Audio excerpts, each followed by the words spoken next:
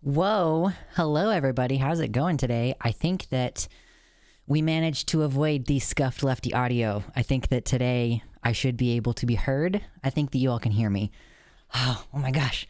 Thank you all so much for hanging out. How are we doing tonight? How is everybody doing tonight? I see some people hanging out in both of the chats. We got the website chat bumping as per usual.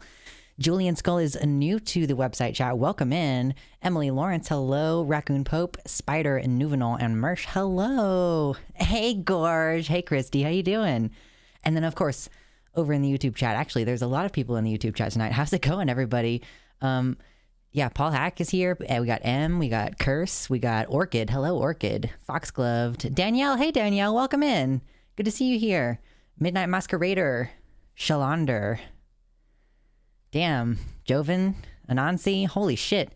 We got so many people over in the YouTube chat. Welcome in. And we got Rincewind as well. Hello. Juniper. Yeah, haven't been able to tune in for a while. That's awesome. I'm glad that you're able to hang out with us tonight. I'm looking forward to, after this weekend, the goddamn stream schedule going back to what it was before the Renaissance Festival happened, you know, so... And what's up, Skylar and Dave? Hello. If you're over in YouTube chat, if you did not know, it's easier on mobile for you to stay on YouTube. That's totally fine. I understand the website doesn't work great on mobile, but there is a separate website chat. That's what's on the screen. I do try to pay attention to both. The website does get a little bit more priority typically. Piss is funny as a meme, but I wouldn't seriously consider it. Also, whatever floats your boat. Yeah, Curse, yeah. The subject matter is actually slightly more complex than just Buck Angel hates piss kinks, but, you know, we'll get to that in a moment. I'm taking you on a trip to get a burrito. Very nice. Listening while working on cosplay. That's awesome. Yes, I'm doing pretty well, Danielle. Doing pretty well. I know, I was like sad posting a lot on Facebook for a while there. Things are a little bit less sad, but still kind of weird. So... Welcome.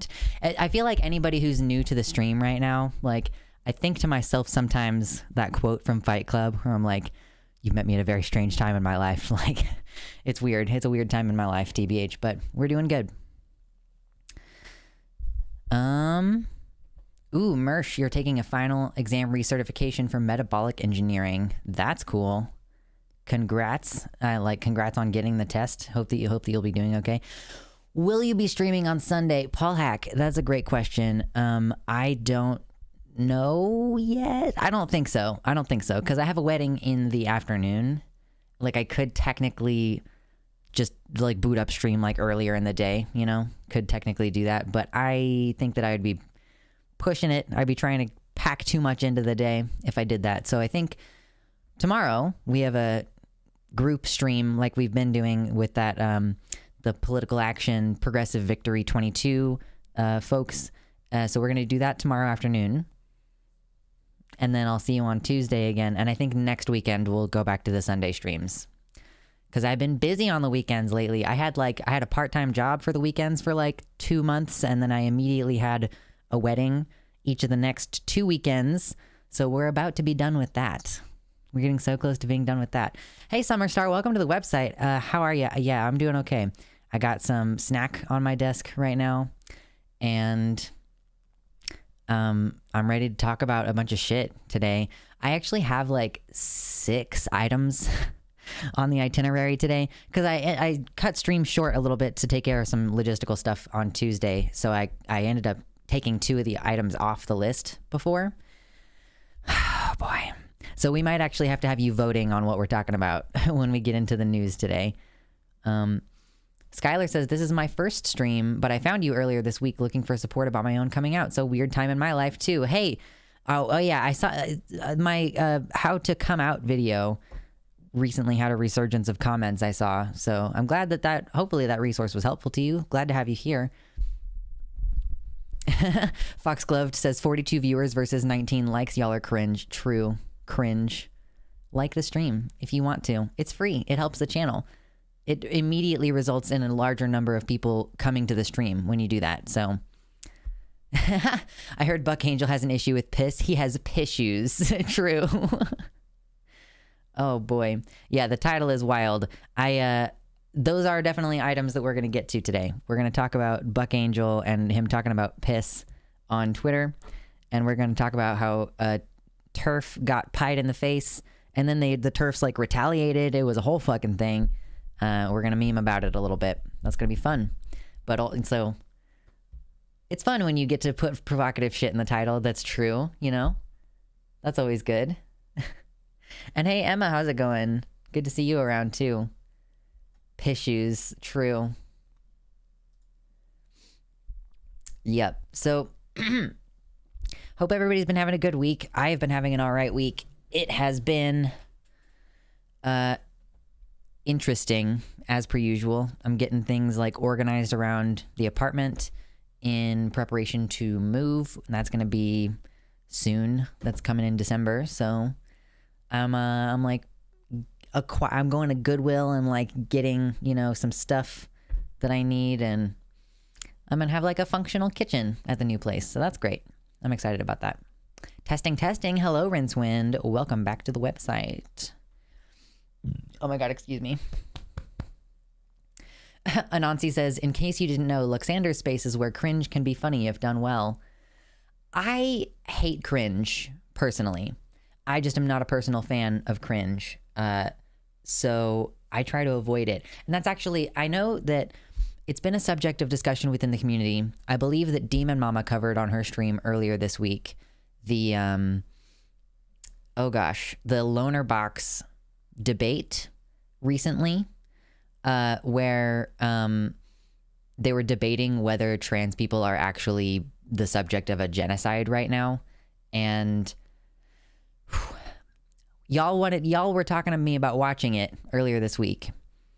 I ended up starting to watch it today, and I found both of them really cringe, and I stopped watching it, I think, less than 10 minutes into the 1 hour video, like a 53-minute video, however long it is. So I don't, I was like, do I actually want to cover this on stream? Because it's just really cringe, and I don't want to, like, you know, because I also thought that the trans person making the arguments, poly people on Twitch, she was like, oh yeah, like, I don't know, she just made really emotional arguments kind of right off the bat, or like, oh, it's obvious that this is happening, and I'm like, well, you kind of do have to substantiate it. So I kind of just found both of them a little bit cringe. Buck does porn and still can't chill. I know, it's such a weird thing. As an autistic person, I'm particularly susceptible to cringe. I find it scarier than horror films. Yeah, I do try to avoid cringe stuff. Yeah, Yeah, not to say that things that I don't like are cringe, but that cringe comedy is just like, it just makes me so uncomfortable. Like, you can see it, my body language. I'm like, I don't want to cringe stuff. But yes, the trans genocide topic is a heavy one as well.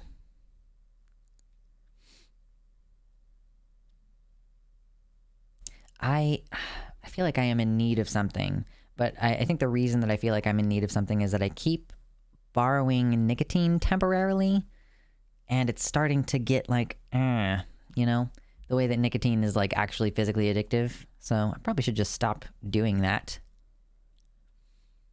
I have a very negative reaction to cringe, says Dave. I had to learn all of my social skills, and people being bad at it gets to me. Yeah. Oh my God, Nouvenon is eating waffle with whipped cream for dinner. That sounds incredible.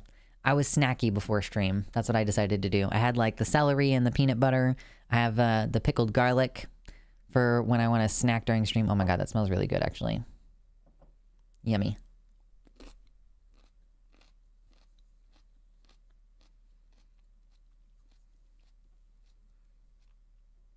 So Foxgloved says, sorry. If you are describing SJW/queer/neurodivergent people as cringe, that's fucked up. Do you mean if you describe the groups as a whole that way, or like, because I would say part of what I was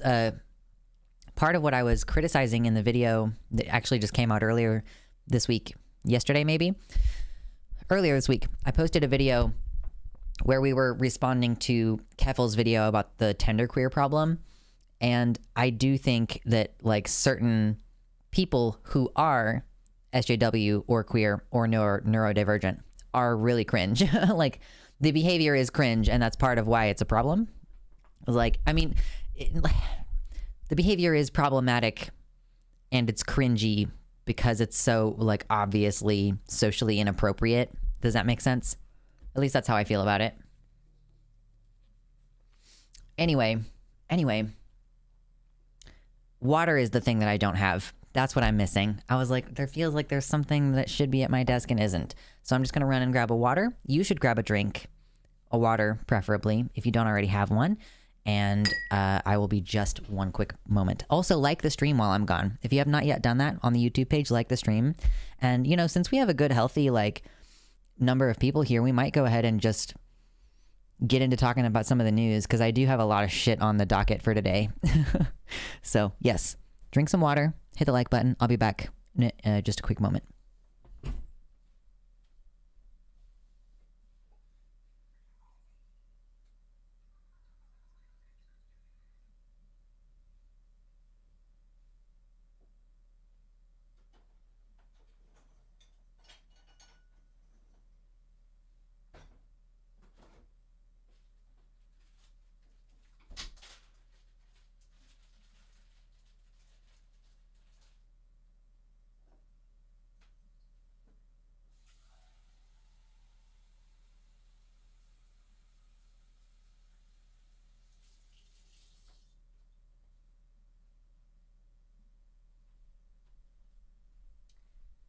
Okay, I'm back. You might like this.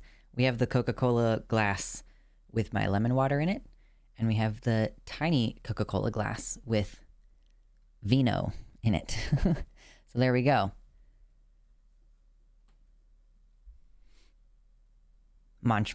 True Munch. Summerstar says I'm dating a new person. That sounds awesome. Congratulations. I am about to move out of living with my partner for the past 12 years. There's a GoFundMe if you want help with that. All right. Yeah, seriously, any donations are appreciated. This is going to be my first winter living alone. And I would love to be able to afford to live alone. That would be great. I'm going to copy pasta this over here. Wow. Okay. So let's talk about some news, okay? Let's see. What are we going to start with? I got so much shit we could talk about right now. I mean, we could just start with Buck Angel, but then the allure of clicking into the stream would be just gone right at the beginning here. Mountain Dew has been proven to be healthier than water. Yeah. If they're being cringe, they're being cringe. Sexuality and gender does not affect this. That's true.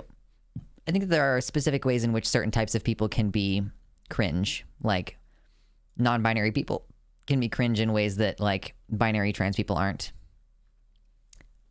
Necessarily. I don't know. It's complex, okay?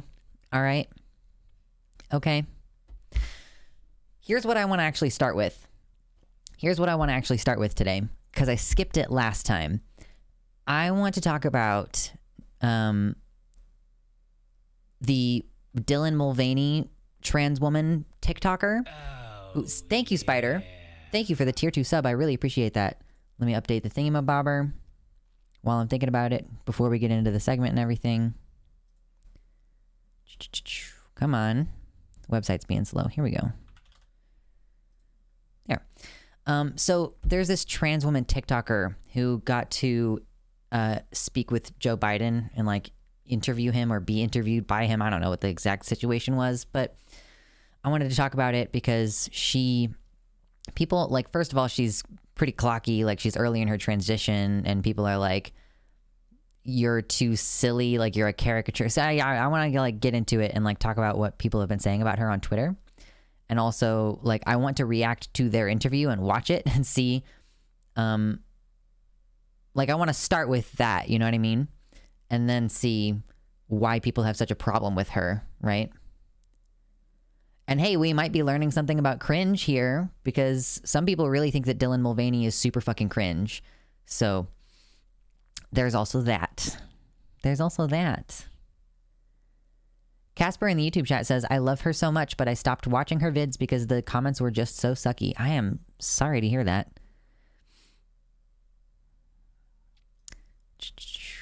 Yes, the TikToker who met Joe, for sure. Okay, so let me pull up some links about that, and we can get to discussion and watching and looking and reacting. College. That's the thing that I enjoy doing with you all. The react content, all right? Getting all ready here. We're going to be discussing trans rights, Joe Biden, and TikTok star Dylan Mulvaney. I do get a little bit salty sometimes. I'm going to say this before I start the actual segment. I get a little bit salty. I'm like, I have been out for like 13, 14 years, and I have been medically transitioning for like 7 years, 6 maybe, 7, 6, can't remember. But like, and somebody who's been out for like less than 2 years and been on hormones for like less than 1 year is getting invited to the fucking White House. I'm like, I'm proud of you. I'm happy for you. But also it should happen to me. Like, God damn it, you know?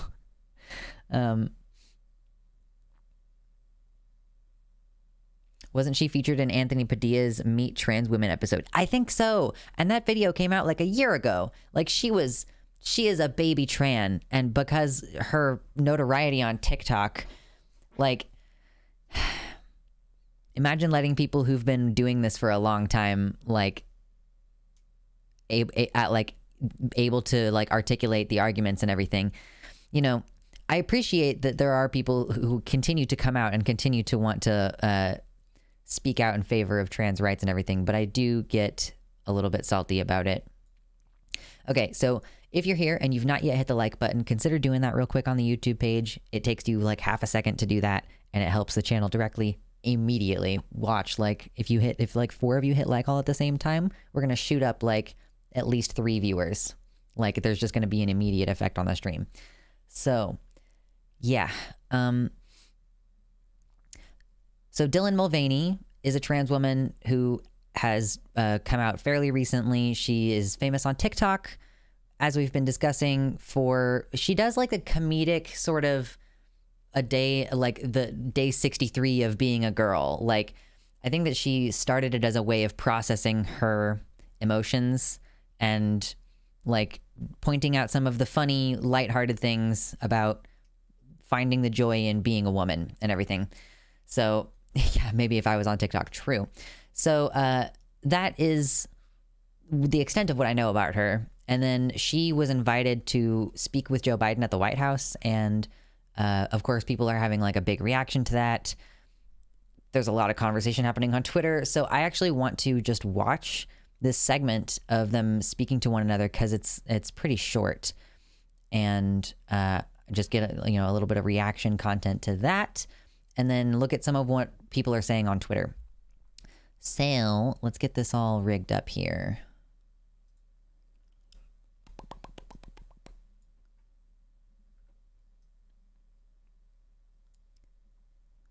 All right, I'm gonna make sure to do a sound check. Sound check, check, 1, 2. Your questions. Whoa, that does not need to be on. We're going to move on now to trans rights. Okay, that's just about right. We'll take that down. Just take the edge off a little bit. Okay. And all right, let's do this. Let's go.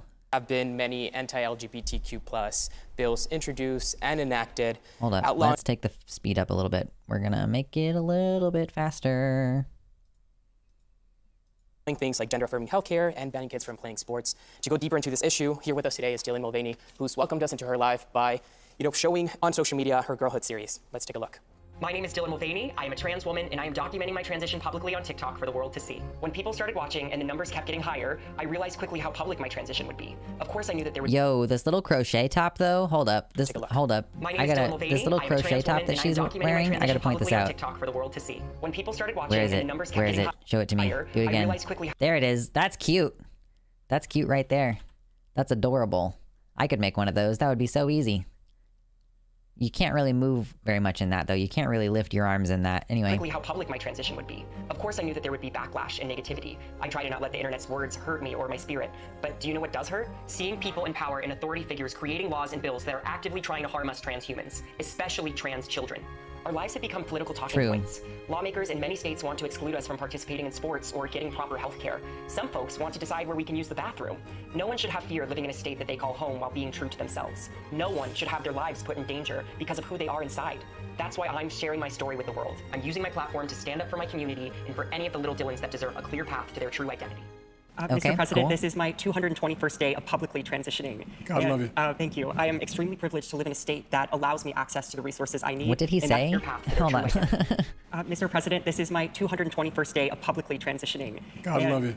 Thank you. I am extremely God, I love privileged you, to I live think. in a state that allows me access to the resources I need, and that decision is just between me and my doctors. But many states have lawmakers that feel like they can involve themselves in this very personal process.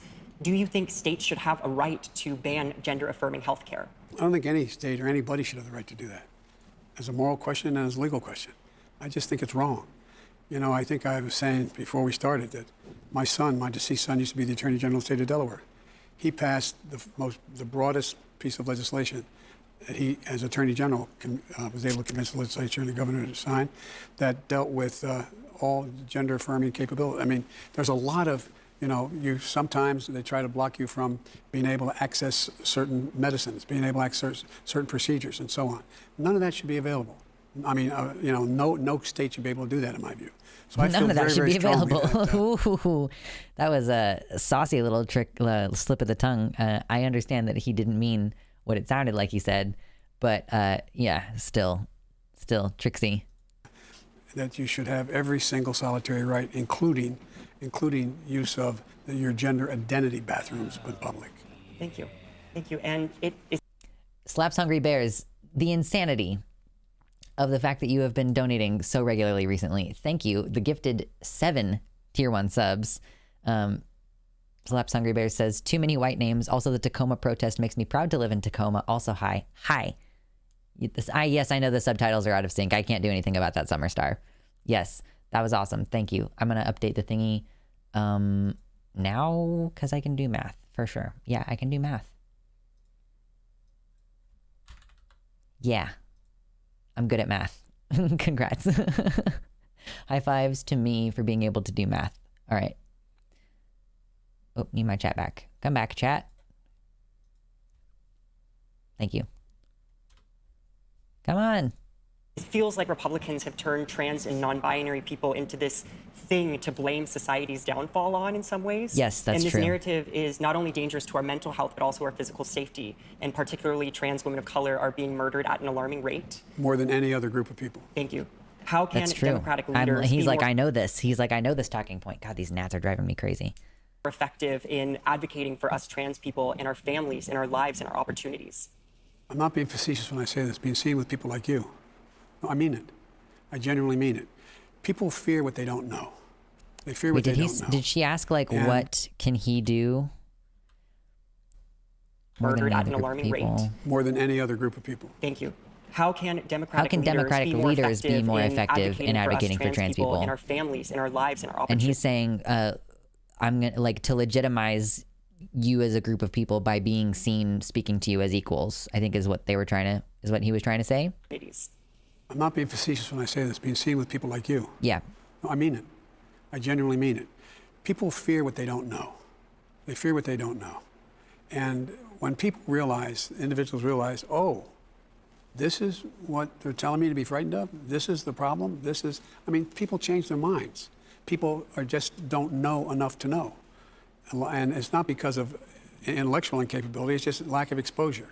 And I think that it's really important that we continue to speak out about the basic fundamental rights of all human beings. And the idea that what's going on, you know, in some states, I won't get into the politics of it, but in some states, it's outrageous, and I think it's immoral.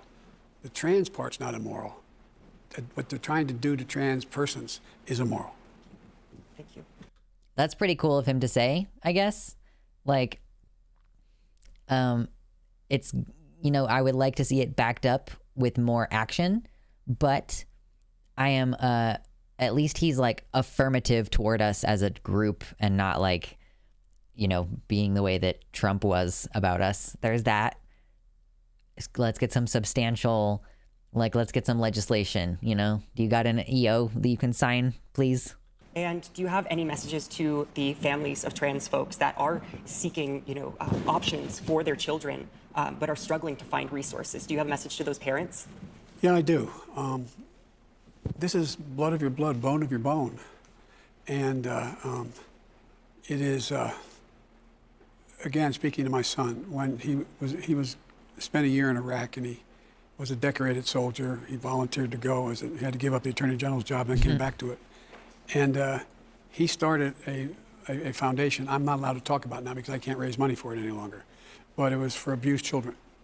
And one of the things he did is raise millions of dollars, this organization, to basically educate parents as to what they should not be afraid of, and to educate the community as to what is just pure hyperbole. And so I just think it's a matter of leaders speaking out and saying, as I told you, I mentioned a young woman who used to be on the staff, he's so used to be on my rambly. staff, who is now a state senator. I have ADHD and I have a hard enough time keeping track of normal sentences. God, talking to people who are this old is very difficult. She's trans, and she's a state senator in the state of Delaware, in an area that was historically very conservative. Oh, is he talking about Danica Rowan? And she's running unopposed this time. So things are changing. Things are changing, but it's a matter of us acknowledging that there's nothing to be, just because it's different, there's nothing to be fearful about. Thank you for your questions, Dylan, and for using your platform to empower others. Mr. President. Okay, now we're going to go into abortion access. We're changing the subject to talking about something that I'm not here to talk about. Okay. I find it really interesting. Like, you know, yes, I'm glad that we got all of those nice things said from Biden. Okay. I am, again, going to be more interested in seeing some concrete action taken. I know that they sued, I think, the state of Alabama, maybe, for their anti-trans legislation, you know. Surely they gave him talking points to prepare ahead of time. Yeah. I mean, so it's obviously a staged thing. Okay. That's not the part that I'm super interested in, to be honest. Because we knew that we were going to get the lip service. If he invited a trans person there, it was going to be for this purpose. Now, I'm, again, glad that we're doing this and not what we were doing before. But it could be more substantial. When the attacks are ongoing and very direct, we could see some more. But again, like, and someone else pointed out, he's one of the most vocal politicians in support of trans rights. And he also doesn't hedge, which I find interesting and I appreciate. Like, he doesn't say, oh, I think there's legitimate concerns about sports access. Like, he just says, like, bathroom access should be a thing and your rights shouldn't be restricted and your medical access should be affirmed, you know?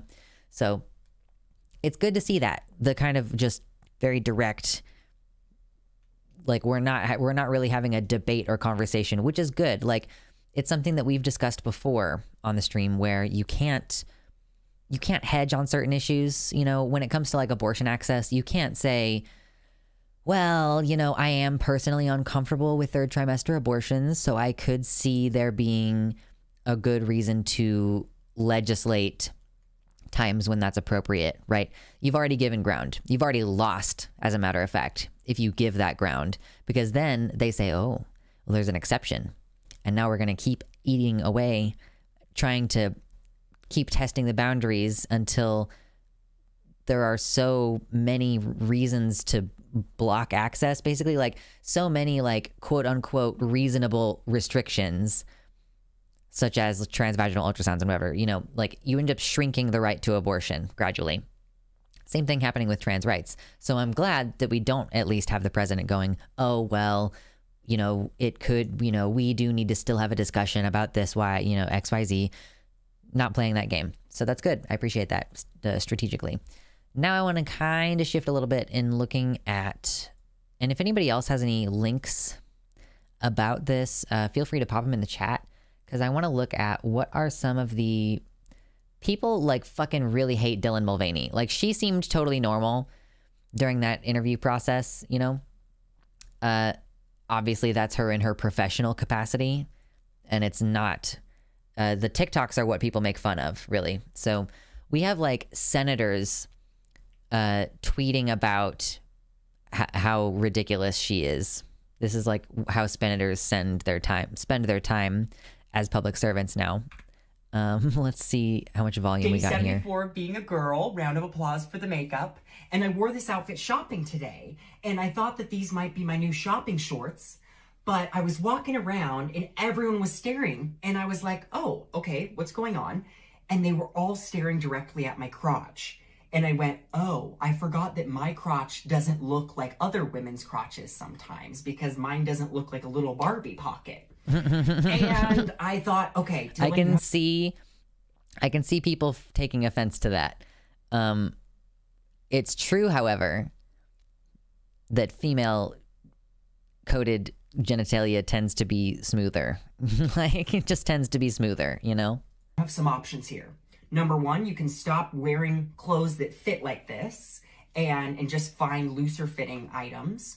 Number two, I can do a tuck, which is going to have to be a whole other video, but it's very painful and involved of a... Or number three, True. I just normalize it, and I wear clothes like this, and we all just normalize women having bulges sometimes, because we're coming up on bikini season, baby, and you might see a bulge or two. So normalize the bulge. We are normalizing the bulge. Women can have bulges, and that's okay. We're not gonna stare at their crotches while they're wearing their little shopping shorts at the mall. Oh, thank you. Love you. Bye. So the singing sure made that cringe, I will say. That was definitely, for sure, the singing made me uncomfortable because it was a little bit cringe. A bop of a song. It could be refined. I could see it being refined. It just caught me off guard. Seeing, like, witnessing people sing without accompaniment, you know, kind of makes me feel like it's a little bit cringe. But everything else about that was fine. Like, yeah, like, she was wearing shorts in public and people were staring at her body. And that's, like, why is that not the problem? Like, why are people, like, this lady, Senator Marsha Blackburn, where are you a senator of? Tennessee, of course. Oh, it's this bitch. God, I hate her so much. God, she was in the, like, hearings for the confirmation of Ketanji Brown Jackson, I think. She does have a great singing voice. I will say her singing voice is great. It just caught me off guard. So this fucking God. She says Dylan Mulvaney, Joe Biden, and radical left-wing lunatics want to make this absurdity normal.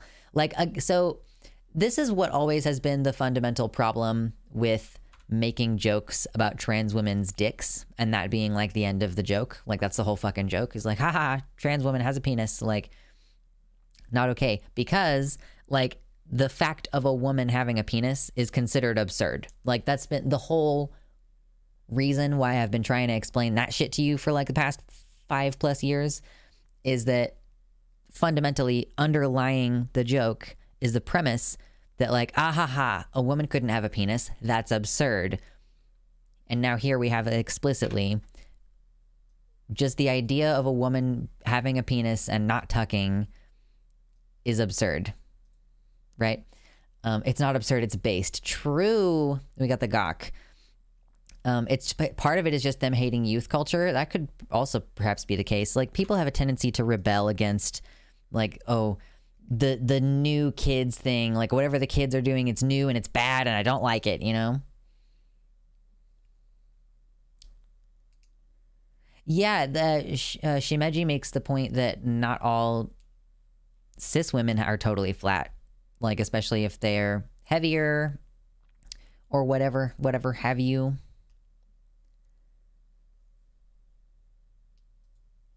Oh my god.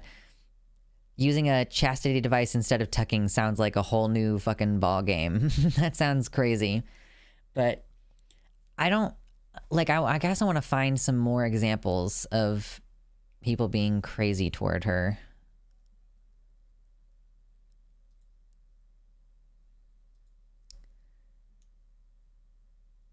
Punks wearing gawk cages. True. If you're here and you haven't hit like, will you consider doing that real quick while I am seeing if there's any other senators who are talking about Dylan Mulvaney? Why don't we just do a search for Dylan Mulvaney and see what pops up? They do make chastity devices that basically leave nothing there. I will never put my dick in chastity. I'm never going to do it. It's never going to happen. I appreciate that other people like that, but it's not for me. Your kink is not my kink, but your kink is okay. That's not for me. Ben Shapiro reacted to one of her TikToks recently. Yeah, let's see. Would he name her? That's the question. And would he post that on, did he post that on Twitter? Or was it just on his show? Because I would watch that.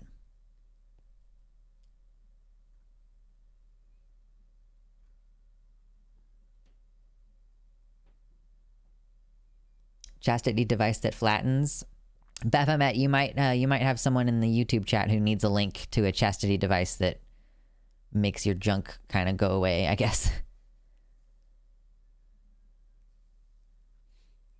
Okay, I'm still looking for more of these responses.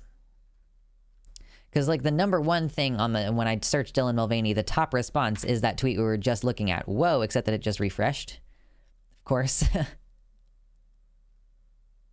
So one thing that people keep saying is Dylan Mulvaney is not trans. She's literally a trained actor who's found a way to get attention. Her Day X of Being a Girl series is a never-ending list of heavily caricatured jokes about sex stereotypes. This is not a serious person with gender dysphoria. Like, it's been very easy for me to understand that Dylan Mulvaney is just like making light of something that is generally quite difficult. Oh, we love Lauren Southern's response. Gonna start the female version of Dylan Mulvaney. Day 75 of being a man. Haha, haven't gone to therapy once. Literally just been assaulting women and eating protein powder. Like, I really doubt that, excuse me, I really doubt that that's the true extent to which Dylan's content goes. And even if it was, like, yes, engaging with stereotypes, you can make jokes about it. Female comedians have been doing it for forever. It's actually not a big deal. But of course, like, anything that it's transgressive for a cis woman to do is not allowed for a trans woman to do. We literally talked about this earlier this week when we were talking about that trans comedian who took off her clothes during a comedy set. Like, it's normal for that setting for people to take their clothes off and, like, use their naked bodies for humor. So it's like a thing that's okay for, I would say probably most likely, like, cis men, it's okay for them to do that kind of body humor. For cis women, it's absolutely transgressive. Like, if you proudly take your top off and you're like, I'm going to use my tits for comedy, you know, people are like, wow, so transgressive. She's breaking down the glass ceiling or whatever. And then, yeah, when trans women do it, it's like, this is why we don't want you in female spaces. Like, this was not a female space. It has nothing to do with female spaces. Whatever. Oh my God, I didn't know that Lauren Southern has non-binary in her bio. Are you seeing that? Best-selling author, filmmaker, non-binary. You go, girl. Oh gosh, that's very funny. Baphomet says, just look up extra small chastity device on Amazon. It looks like a coin. I can't get the link to paste, but we're looking for Ben Shapiro. Whoa. Ben Shapiro reacts to insane woke TikToks. Volume 7.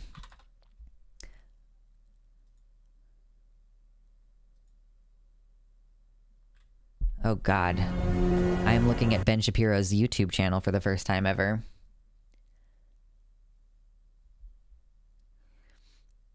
Let's see. Let's see what Ben Shapiro had to say about her. The thing that you want me to do. That rational case does not include you screaming like a banshee, falling over, crying, bumping into walls, and crying some more. Nope. Who are you talking So about? I recently told my parents that I may be a little bit romantically interested in women. And that was a big shock for them, considering the past 10 years of coming out as gay, then queer, then non-binary, then trans. And I think it was just a bit of a shock. So I tell my dad, and he goes, well, I would love to see you get a woman pregnant. And I said, oh, no. She would be getting me pregnant. And then he said, what do you... That's very funny. That's extremely funny. Oh man, I hate that like the best trans jokes are like the ones that cis people like violently don't understand, and they're like, oh, you admitted to doing something terrible. Like no, shut up. You have a vagina now? And I said, never say never. And then I tell my mom, and she goes, I would just love to see you own property one day. Oh my God. And in California, that's sort of, you know, a parent's dream. It's not having kids or getting married. It's are you able to own a house? Wouldn't that be nice? I think that's true across a lot of demos at this time. Like, boy, howdy. I might not ever live in a house. Like, I might not ever own a house, at least. Like, I might live in a house for a rental purpose, but I might never own a house. Tough thing to deal with. Anyway. Leftist gender So ideology. the first joke was just him making a funny face and being like, well, that's just patently ridiculous based on the face he was making. Says that you have an inborn genetic identity that is immutable. Right? It's your gender, but it changes every 30 seconds. From gay to trans. I don't think that she ever said that it's immutable. And also, like, yes, in a society where you're not allowed to figure yourself out, you're going to take a while to figure yourself out.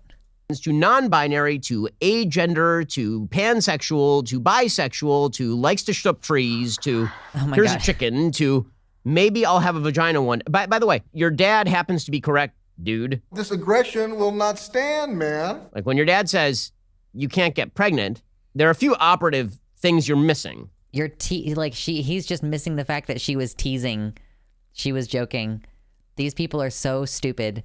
Like, they really cannot grasp basic humor. A vagina is only one of them. I love how this guy comes back around to the fact that he's just a straight dude and he can't handle it. So he has to find some other way of saying, I'm just a straight dude. Yeah, absolutely. Let's take a look at this face. That's definitely a straight dude. That's definitely how straight dudes dress. That's how straight dudes style their hair. That's how straight dudes wear their earring. For sure. All right, I'm done with Ben Shapiro. What a fucking dumbass. The dude would absolutely be for trans rights also. Yeah, so fuck you for tarnishing the name of the dude. Because he would absolutely be down for trans rights. You piece of shit. The boomer edits are just too dumb. We cannot abide.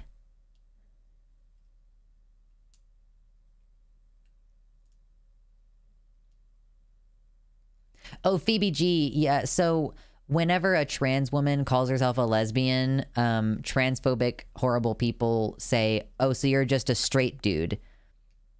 So that's why Ben Shapiro was calling her straight, because it's like he's calling her a man. Because if she's attracted to women and it's straight, then that makes her a man. So that's what he was doing. That voice gives me a rash, right? It just stresses me out immediately. Oh, God. That was a fun little segment. I enjoyed the segment, though. And we haven't even been going for an hour. Wow. This is a good stream. I'm having a good time. We're vibing. If you've not yet hit like, boy howdy, I would sure appreciate it if you did. I love that Ben knows so many terms about our community. It's like he spent time exploring a lot of it or something. At what point in here did he demonstrate any actual, like, awareness? Oh, he's reacting to more of it? Or is she just still on the screen down here? Okay, I think he's then going to move on to reacting to someone else. Hey, it's good to know. Hey, listen, it's good to know that Ben Shapiro is literally, he has the same job that I do. Have you ever thought about that? Have you ever thought about the fact that Ben Shapiro has exactly the same job as me? Like, I didn't ever think about that because I don't ever watch his show. But now that I'm looking at this little compilation video, his whole job is just to sit at a desk and someone else even curates his content. I do my own fucking research. I curate my own content. So there, I actually do more of the work than Ben Shapiro does. But yeah, he just sits there at this desk, and when someone else puts on YouTube, whoa, she looks cool. Whoa, cool. Oh man, I think it would fuck my teeth up a lot to have them filed like that, but wow, holy shit. But yeah, wow. He is just very, like, literally no better than me. Oh, what a silly little bean.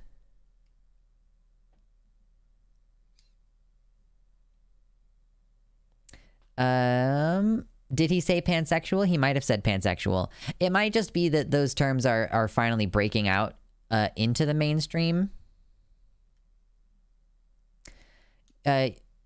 Holland James, there's not a distinguishment between those two groups of people. Like when you say, like, Holland says, you and Buck Angel are not in the same community. You're in the LGBTQIA plus community. He's part of the LGBT community.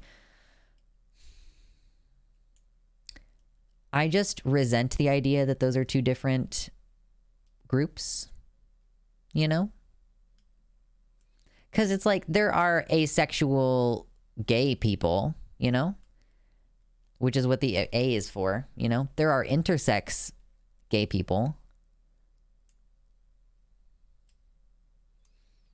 I get, how old is the offensive tranny, by the way? Like, part of my thing lately is, like, if someone is still in college age, I'm, like, not necessarily going to take their arguments super seriously. 23? Okay. Not, like, the babiest of babies. But, yeah. Holland James, would it make you happy if I let you pick a video from the offensive tranny for me to respond to sometime? Because you bring him up a lot. And I've never talked about him before, except in the context of answering your questions. Turns out all you need to do in order to get your special issue covered on the stream is to just repeatedly bring up something until I go, okay, do I need to talk about this?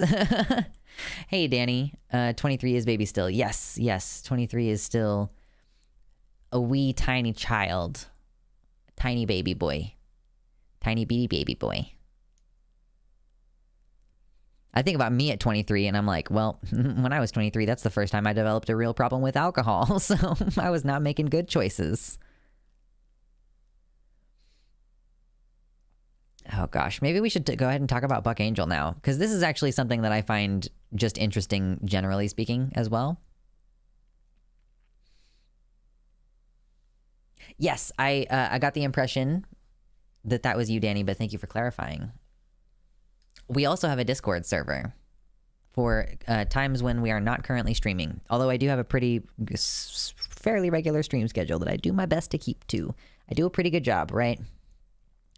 Time to start astroturfing chat interest in Yu-Gi-Oh drama.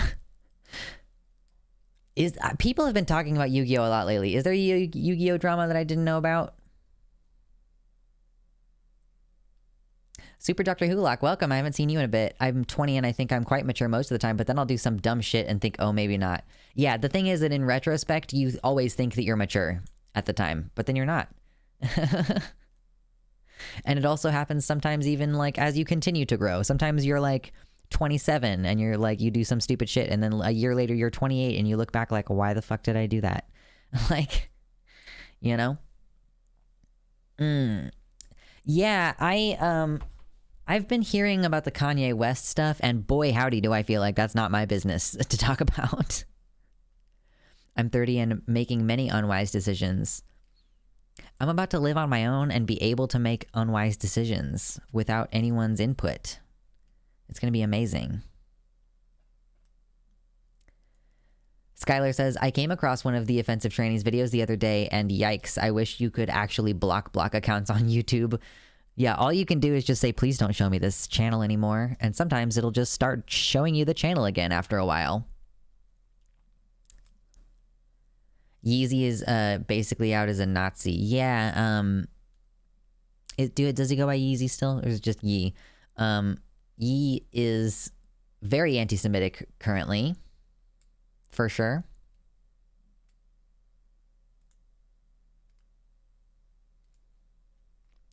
Random question, says Casper. Is LGBTQIA and MOGAI the same thing? Like just two separate acronyms for kind of the same thing? What is MOGAI? I can't remember what it stands for. I'd have to look it up. I'm 38 and I'm still sometimes cringe. High school never ends. Whoa, oh, oh, oh, oh. You remember that song? That's a great song.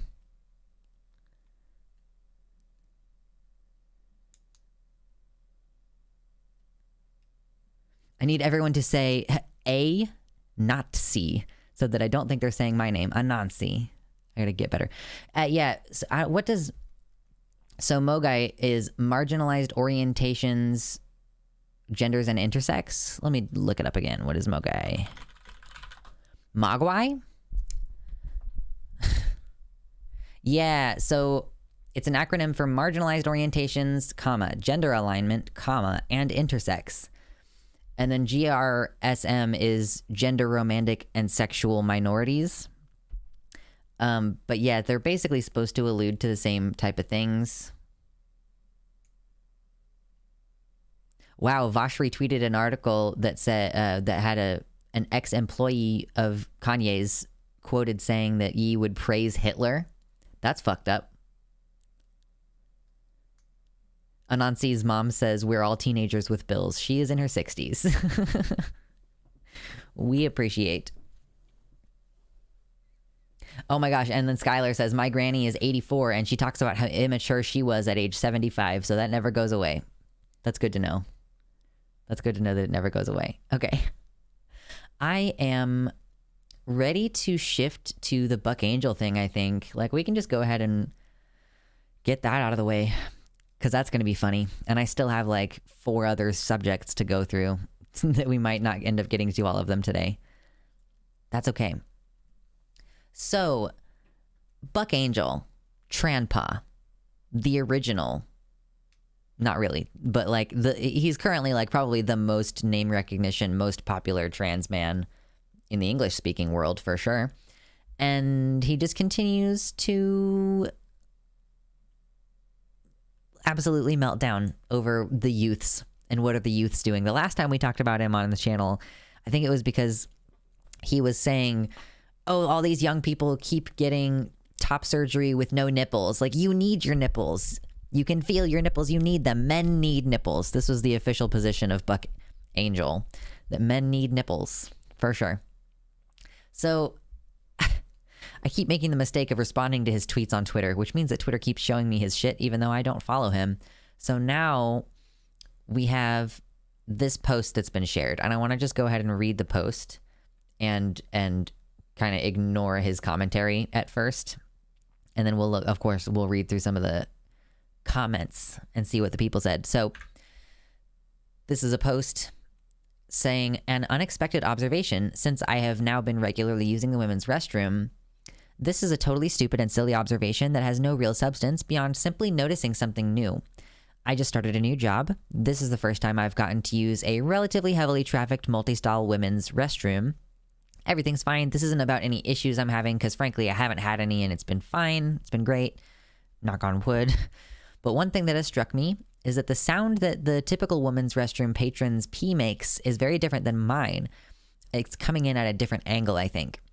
I basically naturally hit the ceramic above the water line, so it's relatively quiet when she's sitting down to pee, is what she's describing. But cis women naturally are angled right at the water, so it's a bit louder and distinct from hitting the side of the bowl. And then she says, I infer this. She's like, I haven't watched anyone pee, but I infer this because of the sound of women peeing in the stall next to me. And then she says, anybody else notice this? It's really fucking noticeable to me. So the first thing I'm going to say to this is, yes, this is true. It's patently obviously true.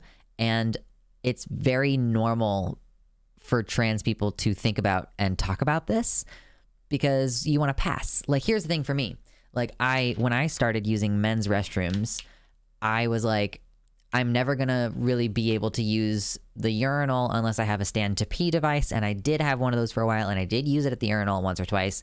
But that's like stressful because you're trying to make sure you don't leak pee everywhere because you're using this prosthetic thing. So most of the time you're going to sit in the stall and pee.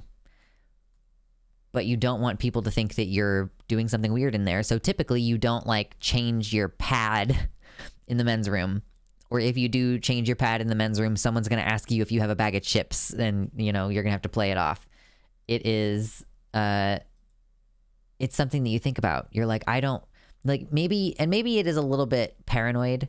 I will say maybe it's a little bit paranoid. Maybe people are not paying that close of attention to the sound of you peeing. Nowadays, with all the TERF rhetoric about how they're like, I need to start carrying a weapon in the bathrooms. Like, yeah, it's getting weird. It's getting weird for sure. So what I did was I need to sit to pee, but I know that, like, and also the other thing is that I think that the urethral capacity for people with a vulva is like higher. Like, I think that the volume of urine exiting the body is like, it comes out faster and harder and more of it at the same time is what I'm trying to say. It's like, so more liquid is hitting the water at once. So it's even louder that's distinct. And, so what I would do is I would like angle my hips up so that I was like directing my stream to hit the side of the bowl and not directly hit the water, And like, again, maybe this is a crazy thing to do, but you're like, I don't, like, this is the worst place for someone to be like, I've noticed that you always sit when you pee, and when you pee, it's really, really loud. And normally when I sit to pee, it's not that loud. So what the fuck is wrong with you? Like, that's the worst situation. You do not want that to happen while you're trying to deal with the bathroom. Very vulnerable place to be. So yeah, it's a totally normal thing to notice, and it's a totally normal thing to think about. But Buck Angel absolutely does not think that that's normal. So yeah, so the person that he's quote tweeting, first of all, says, hashtag Terfs, relatively heavily trafficked multi-stall women's restrooms can be so competitive. Do you also take advantage of the many opportunities to reflect over the sound of other women peeing? Like, I mean, yeah, maybe if you were in an environment where you were concerned about people being violent toward you, you would also be hypervigilant. It's just hypervigilance. It's not like a kink, But then Buck, of course, comes in and says, wonder why women are concerned. People listen to them pee and compare the sound. What the fuck? You can just tell. It's, this is like Natalie Wynn said this about J.K. Rowling, that, like, why are you, J.K. Rowling, talking about who's allowed to use public restrooms? Like, J.K. Rowling probably hasn't used a public restroom in 20 years. Like, when is she ever going to need to use a public restroom? She lives in a mansion. And I don't think that she really does a whole lot of going out into the world doing press junkets and shit right now. Like, why does it matter to you? Like, Buck Angel, when was the last time you were worried about passing in the bathroom? Of course you're not worried about passing. You're Buck Angel. If somebody clocks you as trans, you're going to be like, yeah, I'm Buck Angel, and I've done porn my entire life, and yeah, I have a pussy, and I also have these big muscles, so don't fucking touch me. Like, it's not the same situation.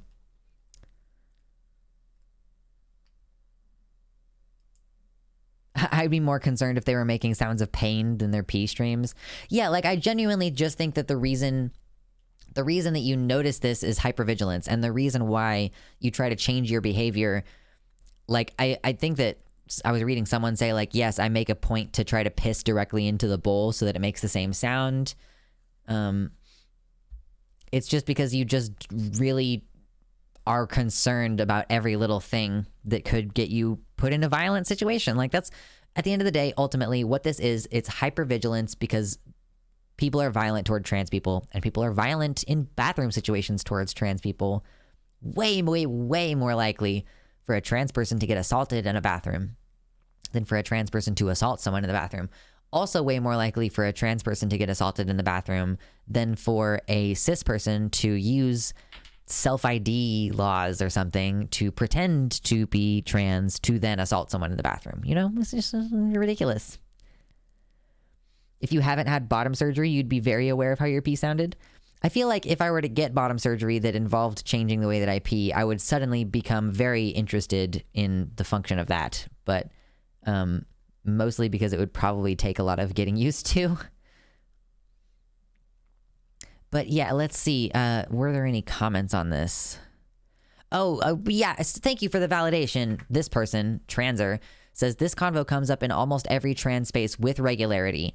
Using a different bathroom causes a lot of anxiety because of the fear of being outed. You, a supposed trans icon, must know this. Why are you twisting the meaning? Why are you making trans kids less safe?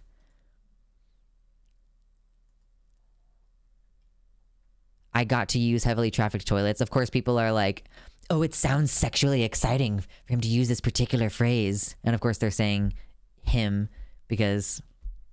Oh, and of course, the homophobia, additionally, probably lingering excitement from his glory hole days. These people are not just transphobic. Like, keep that in mind, too. These people are always homophobic, and they're usually also always racist. Like, you don't usually just get one. When someone's bigoted, it's usually not just one group.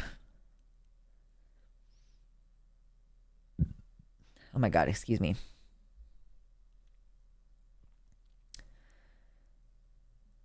There's differences in sound in toilets. Hard of hearing moment. I had to explain the fact that you can even hear peeing to one of my deaf teachers.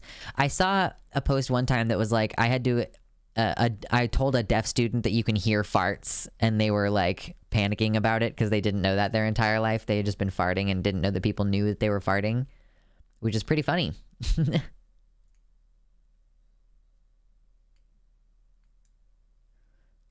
Yeah, it's literally never just one group. If you're hating some people, you're gonna continue on more and more. Hey, what are you doing? Hey, Mitter. Hi, what are you doing? Do you want to come say hello?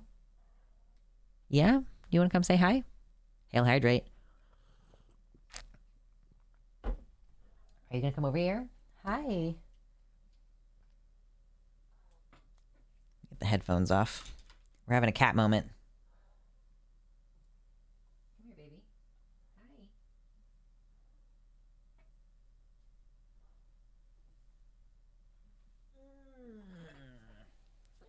Hi. Hey, baby. Yeah. Are you Void? Are you Void Kitty? Oh, look at him. Yes. Hello. Say hello. Hi. Hey, baby. He's like, I don't like this. Please put me down. Mwah. Okay, I put you down. Okay. LMAO, the ominous shadow. I know it. I like, it's so hard to see him on camera. His name is Mitternacht. There used to be another one whose name was Lucifer or Lucy, as you can tell by the fact that there are 2 emojis, but that one died in July. Casper says, at my school, there is a person whose job it is to stand outside the bathroom to make sure we are actually using it. That's why I'm so scared to use the guy's bathroom. Dude, that's so fucked up. I hate it when high schools are like, we're going to police the bathrooms. Like, we need to make sure that you're not spending too long in there, or we need to make sure that you're actually... Like, what if you're sitting down to take a shit and you can't really hear it, you know? Like, are they literally sitting out there listening for the sound of your piss?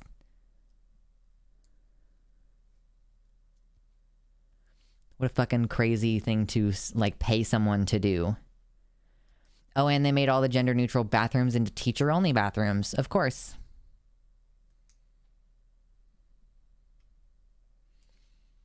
Bathroom police at school sounds like a nightmare. One of the things we were watching recently had like a late elementary age, maybe early middle school age trans girl talking about how at her school there is now a security officer at the bathroom who like dictates which bathroom you can use. So she's not allowed to use the girls' bathroom, and there's like a person who gets paid to stand there and block her entry to the girls' bathroom. It's so fucked up. It's terrible. Fuck work. True, slaps Hungry Bears. I mean, I like most aspects of my job, and the parts that I don't like, I can kind of outsource a little bit because I can outsource the editing. That's something that I've been doing. I have now 2 people. I'm currently still in the middle of onboarding one of them, but I'm getting some assistance on the editing to try to make things a little bit easier here.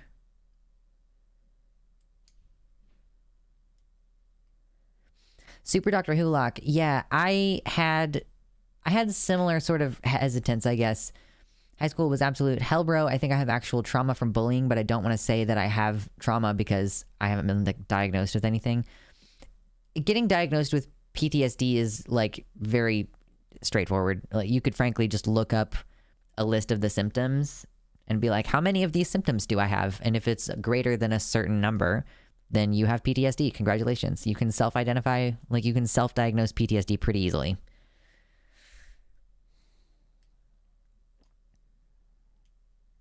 It's a wonder that schools haven't had people having accidents around the school with a lack of bathroom access. I mean, actually, I do know someone, one of my cousins was not allowed to go to the bathroom during class when she said she needed to go, and she pissed herself, like in high school, because she wasn't allowed to go. I would definitely not piss myself. I would just leave. Kimber Wolf says, I pissed myself in freshman algebra because they wouldn't let you go to the bathroom. That's insanity.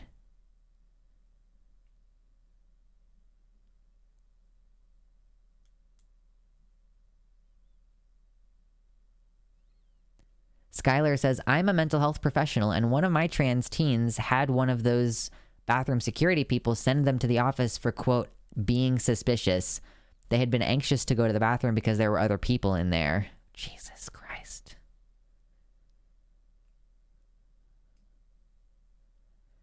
Yeah, being trans definitely has some aspects to it that can,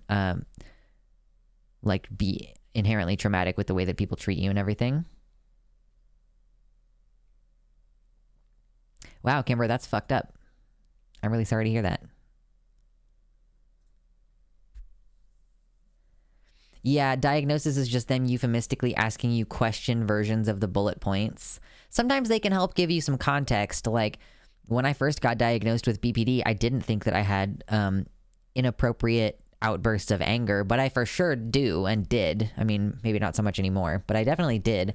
I just didn't recognize it initially, and it wasn't until like talking to my therapist about it and establishing what inappropriate expressions of anger look like that I was like, oh yeah, I definitely do that. So anyway, what are you doing, bro? You're being so weird. Do you want attention right now? Is that what the problem is? I'm not going to give you any. Okay. What else do we have to talk about? We still have so much that we could talk about today.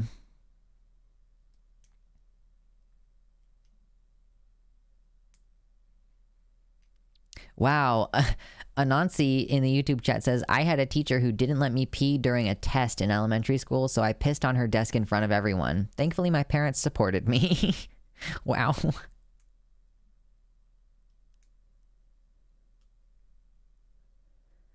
Super Dr. Hulock asks, can you treat trauma yourself in any way? I mean, it's kind of dangerous to do the kind of therapy that you need to do alone, but hypothetically you could.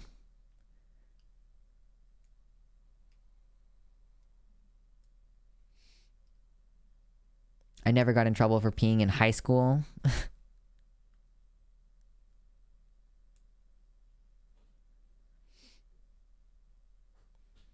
John Get Bent says, imagine going home to your family and they're like, how was your day? And you're like, I listened to so many children piss today. I've got my eye on a couple of them, but nothing conclusive. Like it's CSI or some shit. Who would want this job?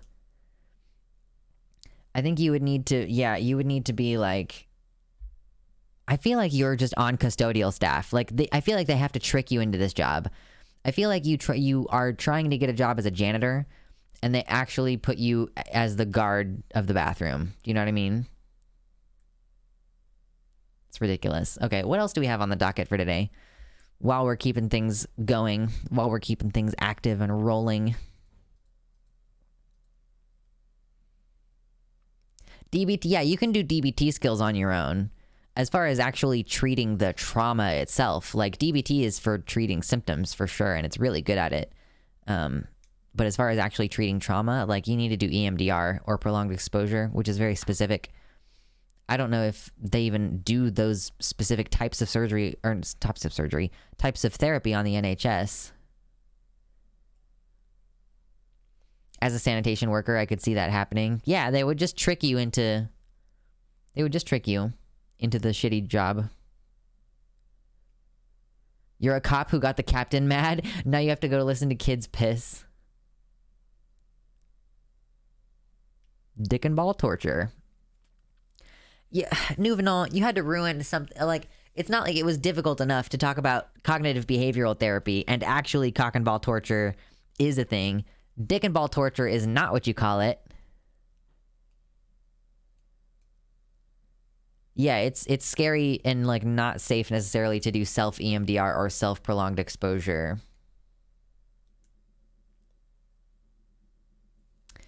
Oh, Jessie Gender's video got taken down. Yeah, she like had her tits kind of out at one point in the video or something, and like they took the video down for her being like weirdly sexual toward a Matt Walsh mannequin.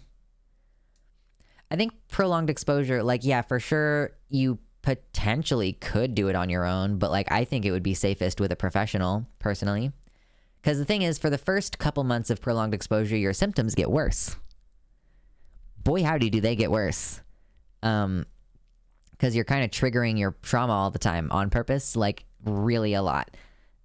So I could definitely see that being an issue. Her tits weren't even out. She just had a low-cut shirt. It was like low-cut enough that her bra was showing. So like she didn't literally have her nipples out, but that's what I would describe as having your tits out. Like if I'm wearing a bodice and I have like cleavage up top here, I would call that having my titties out, you know, as opposed to them being like in a shirt. Yeah, prolonged exposure would be difficult. Chum Guzzler says bras are terrifying. I like them. They're shapewear, for sure. Yeah, Crease, I think that is what Jessie's Matt Walsh video was taken down for. It was that she was being weirdly sexual toward a mannequin. Yeah, the video is now back up. I am not someone who really watches Jessie Gender.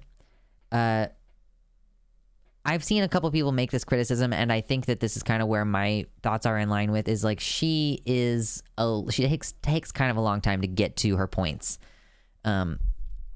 Like she needs an editor on her scripts, I think. I think that would really help her kind of get her flow down a little bit better.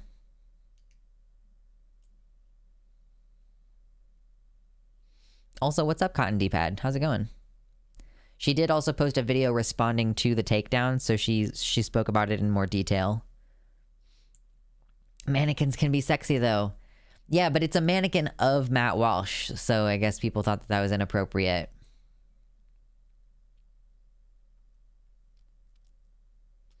I remember being told I couldn't do prolonged exposure anymore because I started to notice King Crimson-esque time skips whenever like half of anything ever happened. That sounds scary. It's a horror film with Matt Walsh in it. True.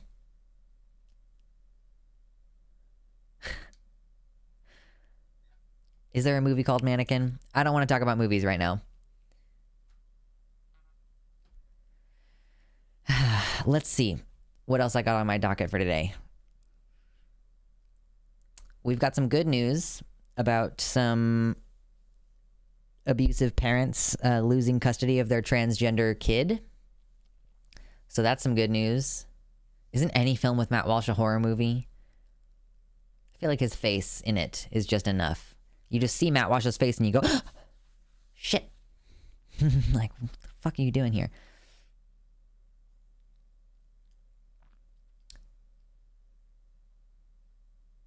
Yeah, I'm not defending it anybody. Like, when we're discussing what brought her video down, I'm super not defending their decision. I'm just saying, like, this is the justification that I've seen given for it. Life is a horror film with Matt Walsh in it, for now at least, Pepe. Everybody has a limited amount of time, and you need to be aware of how precious that time is, and not be a complete garbage human. And ruin other people's time for no reason. But some people just make it their whole fucking point is to just be like, I am going to campaign against this group of people until there are no more of them, basically.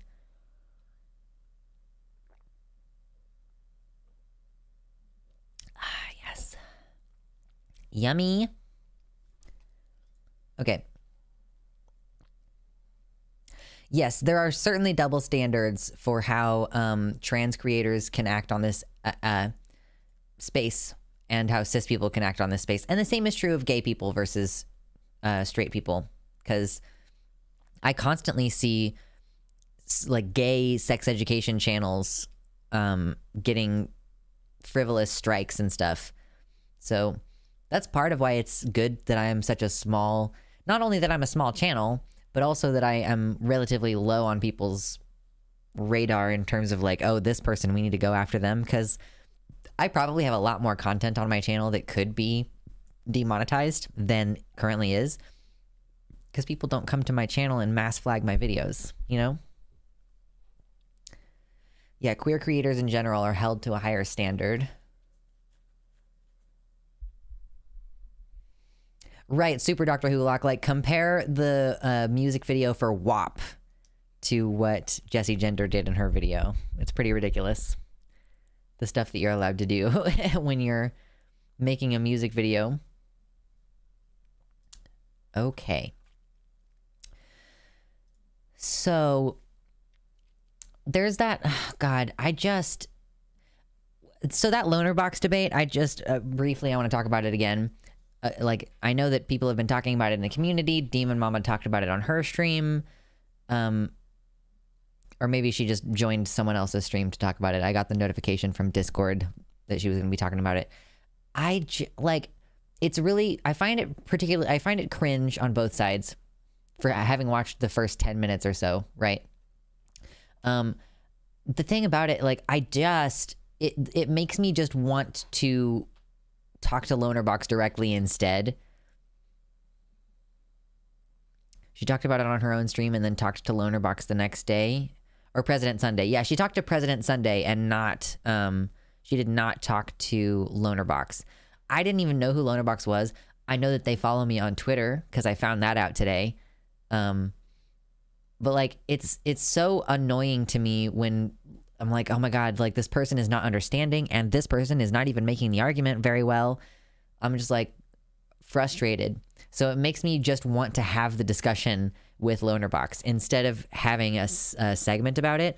Although that is another annoying thing about being a streamer is like, sometimes you want to just direct message someone and be like, hey, can we have a conversation about this? But realistically, like, the way to get someone's attention and to make them feel like, oh, people want to see us talk to each other is that I would have to make a segment saying like, Lonerbox doesn't understand da-da-da-da-da-da, and then get the conversation arranged. Do you know what I'm trying to say? Yeah, the Motion Picture Association of America used to give non-sexual gay movies an R rating because it's not appropriate for children, even if they're just kissing, supposedly. That's like the logic behind it. So anyway, we're losing people a little bit, just a little bit. We're losing some people. Let's go ahead and decide what to move into next. So I don't want to watch this debate is what I'm trying to say. I don't want to watch the Lonerbox debate with poly people. I feel like I would just be cringing and irritated the whole time. I'm gonna sleep, but I have to say that didn't Vash try this and fail multiple times? Is that true? Yeah, God forbid gay people holding hands. That's lewd. Holding hands is extremely lewd. Chum Guzzler, I paused a Vouch vid for this, my first Lux stream. Welcome in. We appreciate you. I have a website just like Vosh does, if you're ever interested in hopping over to the website. It's the top link in the description. I've seen most of Chariot's review of the debate so far, and it's rough. I think Lonerbox could use someone chatting with him too. Should I just DM him? Should I just DM him and be like, hey man, I caught the first 10 minutes of this debate. I want to just talk to you about it. Like, I mean, I kind of want to just talk to you about the issue without the context of all the things that you've already said about it, you know? Everyone knows that step 1 is holding hands and step 2 is gay sex. True. Palm to palm is Holy Palmer's kiss. So instead of that, I'm gonna take that out of my notes. It's no longer in my notes. Vosh tried to do DMs to settle shit a few times with Lonerbox. It couldn't hurt trying to DM him. That's true. Trash in the YouTube chat says, I saw 2 men holding hands and a weed legalization rally in 1999, and now I'm trans. Coincidence? Yeah, did Vosh try to DM Lonerbox specifically? Because, like, yeah, why are you talking like a Dickensian? I also think that Vosh is a difficult person to have that conversation, you know? Sometimes people are going to react and be like, fuck Vosh, I don't want to talk to Vosh. I got the COVID vaccine twice last year, and now I'm gay and trans. I already was those things, but still. Hello, Gayfesh. Hello. We are just in between segments. I was just talking about Lonerbox and how I don't want to finish watching the debate between Lonerbox and poly people because I found them both really cringe. And I was like, maybe I should just DM Lonerbox and try to set up a conversation. Because I think he was objectively wrong, but I think that poly people was making the argument badly. And instead of watching a whole bunch of coverage of it and everything, maybe I should just talk to him. Like, but I have no idea. I didn't even know who he was before this week. We were briefly talking about the holding hands to anal sex pipeline, but we're not doing smuggy chat right now. No smuggy chat, okay? If you're just coming in and you have not yet hit like on the video, please consider hitting like on the video. After watching that whole debate, I ended up blocking him on Twitter. Really? I feel like Gayfesh, you're pretty like liberal with your block button. Was there something in particular that made you like, I don't want to speak to this person at all? Like, is there something about him that you think, oh, it got a lot worse later in the debate? That's the thing about cringing out after the first 10 minutes. Maybe I'll just not touch this one. I'll just not touch that one, okay? That sounds great. I don't have to cover every debate. The end of the debate was horrid.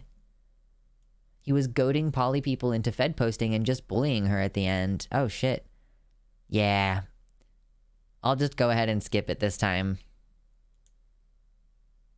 I went from holding hands to hypno. Coincidence? Super Dr. Hulock. So many people hate Vosh for so many reasons.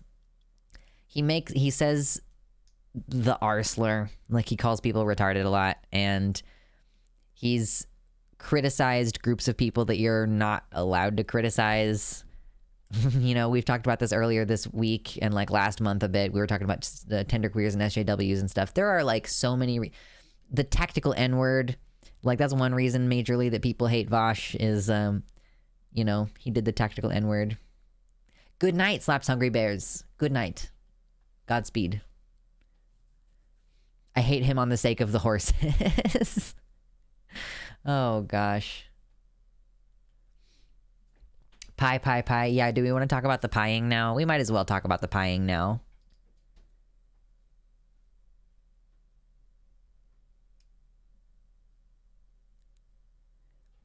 How dare you take me out of context? Vosh is not wrong about horses. I think that we were trying to protect the horses from Vosh. I think that's what Decoy Duck was maybe saying. Like, I hate Vosh on behalf of the horses because Vosh wants a horse dick that's what the lore is.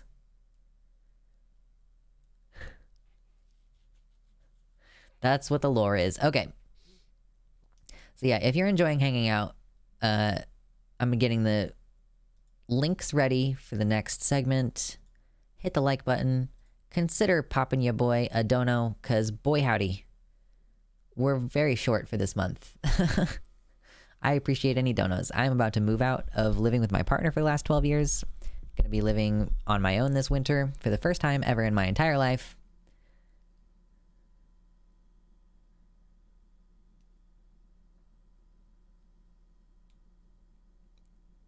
Do not insult the horse take. If you will get the horns. The horns. Where are my horns? Am I going to put on the horns before I do a segment? I'm not going to put on my horns before I do the segment. I got to look like a semi-decent, like, sane person when I'm talking shit about Terfs. You know? Are there ways to donate that don't go through PayPal? I constantly lose my login info for it. Well, currently there's this, which you can check out. Because like I said, my partner wants to separate.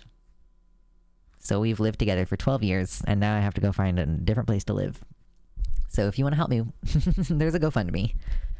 And also, like, there's an Amazon wish list if you want to buy me any of the things that I would like to have. Oh, there's also Patreon. Yeah, of course there's Patreon. That's a monthly subscription, though. You might not want to do that. I can understand that. Terfs need some horns and pitchforks, etc. Could be. Okay, let me make sure I got all my links up here. I got my links up here.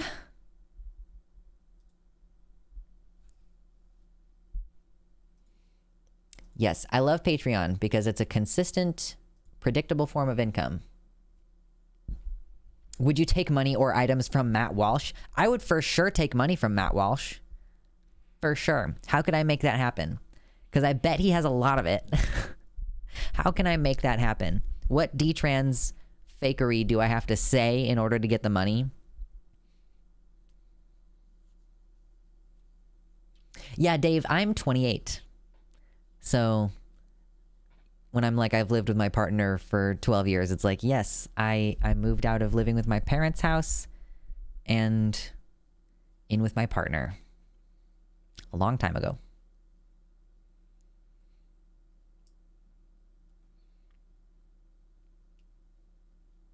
Do you mean in a gift way or a stealing way? Yeah, I was assuming that Matt Walsh was just giving me the money. I would not steal from Matt Walsh. Oh my god, true Gayfesh. I could pretend to be an AMAB detransitioner and just be like, I have to raise 40K to get my dick back. That's the ultimate grift. That would be the ultimate grift. Who is Matt? Do you have to Walsh to get some money around here? I think I am going to do Foot Fridays once in a while. I might do Foot Fridays tomorrow on my Fansly. So...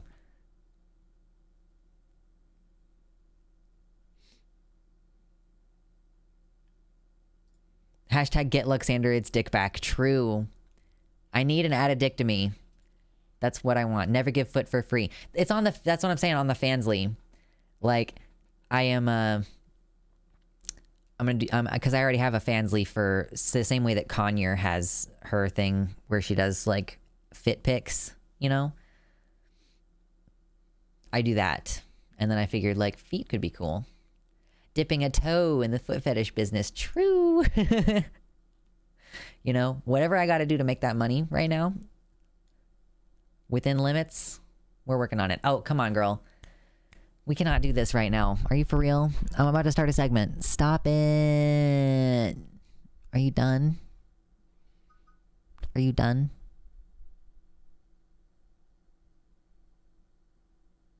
Okay, good.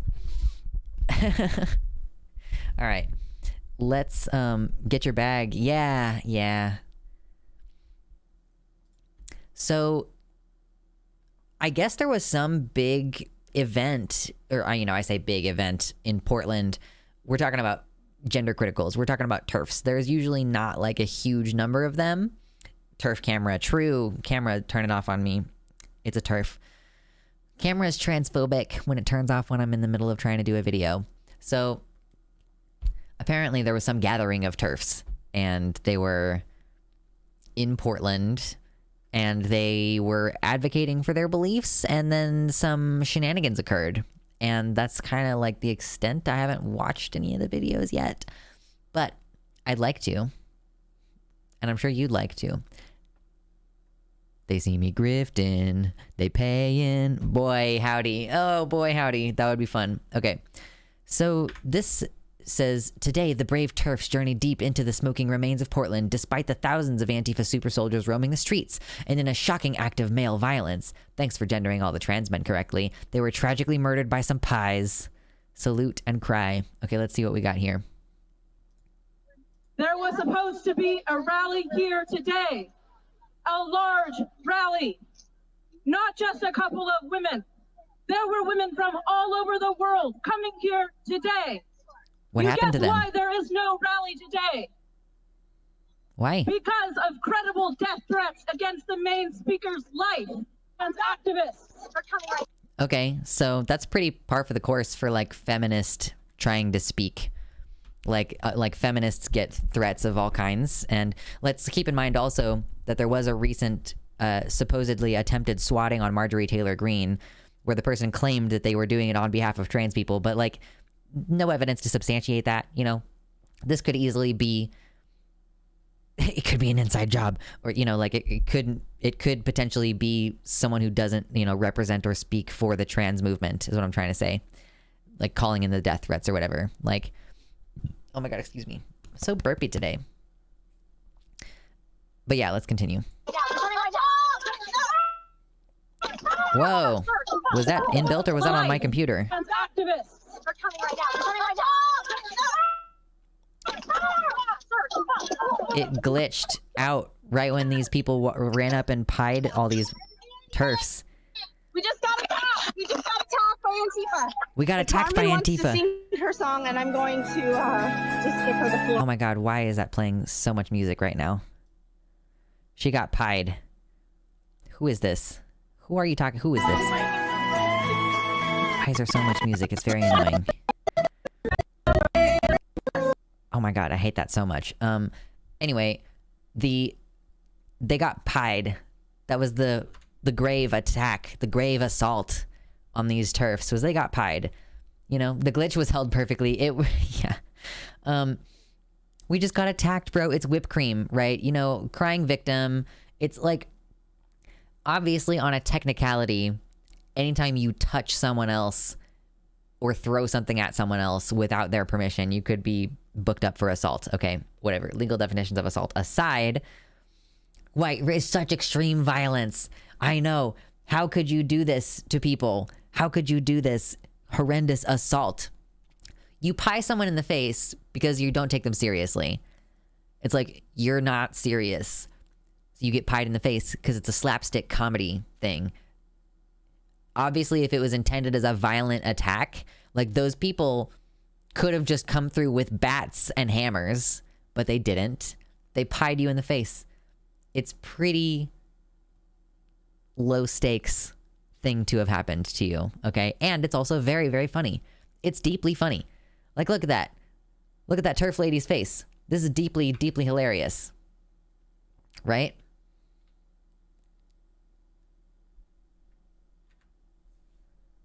Yeah, please. These Terfs have families. It was a waste of whipped cream. Whipped cream is so expensive nowadays. Everything is so expensive nowadays. So, yeah, were there actually any death threats, or were there just not many people who wanted to go? Were there any credible death threats? Like, that's a question. First the punch scene around the world, Richard Spencer getting clocked. Now the pie scene worldwide. Hell yeah. Their first thought is that it's Antifa, which associates them with fascists, of course. Help, we're being attacked by anti-fascists. But why, though? Well, because we're oh ho ho, nearly made me say the quiet part out loud. Tricksy TRAs. We enjoy some of the comments. Yep. Okay, so milkshake erasure, true.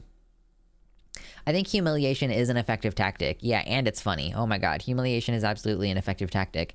I think that if we were to, you know, I made the argument before when we were talking about Will Smith slapping Chris Rock at the Oscars.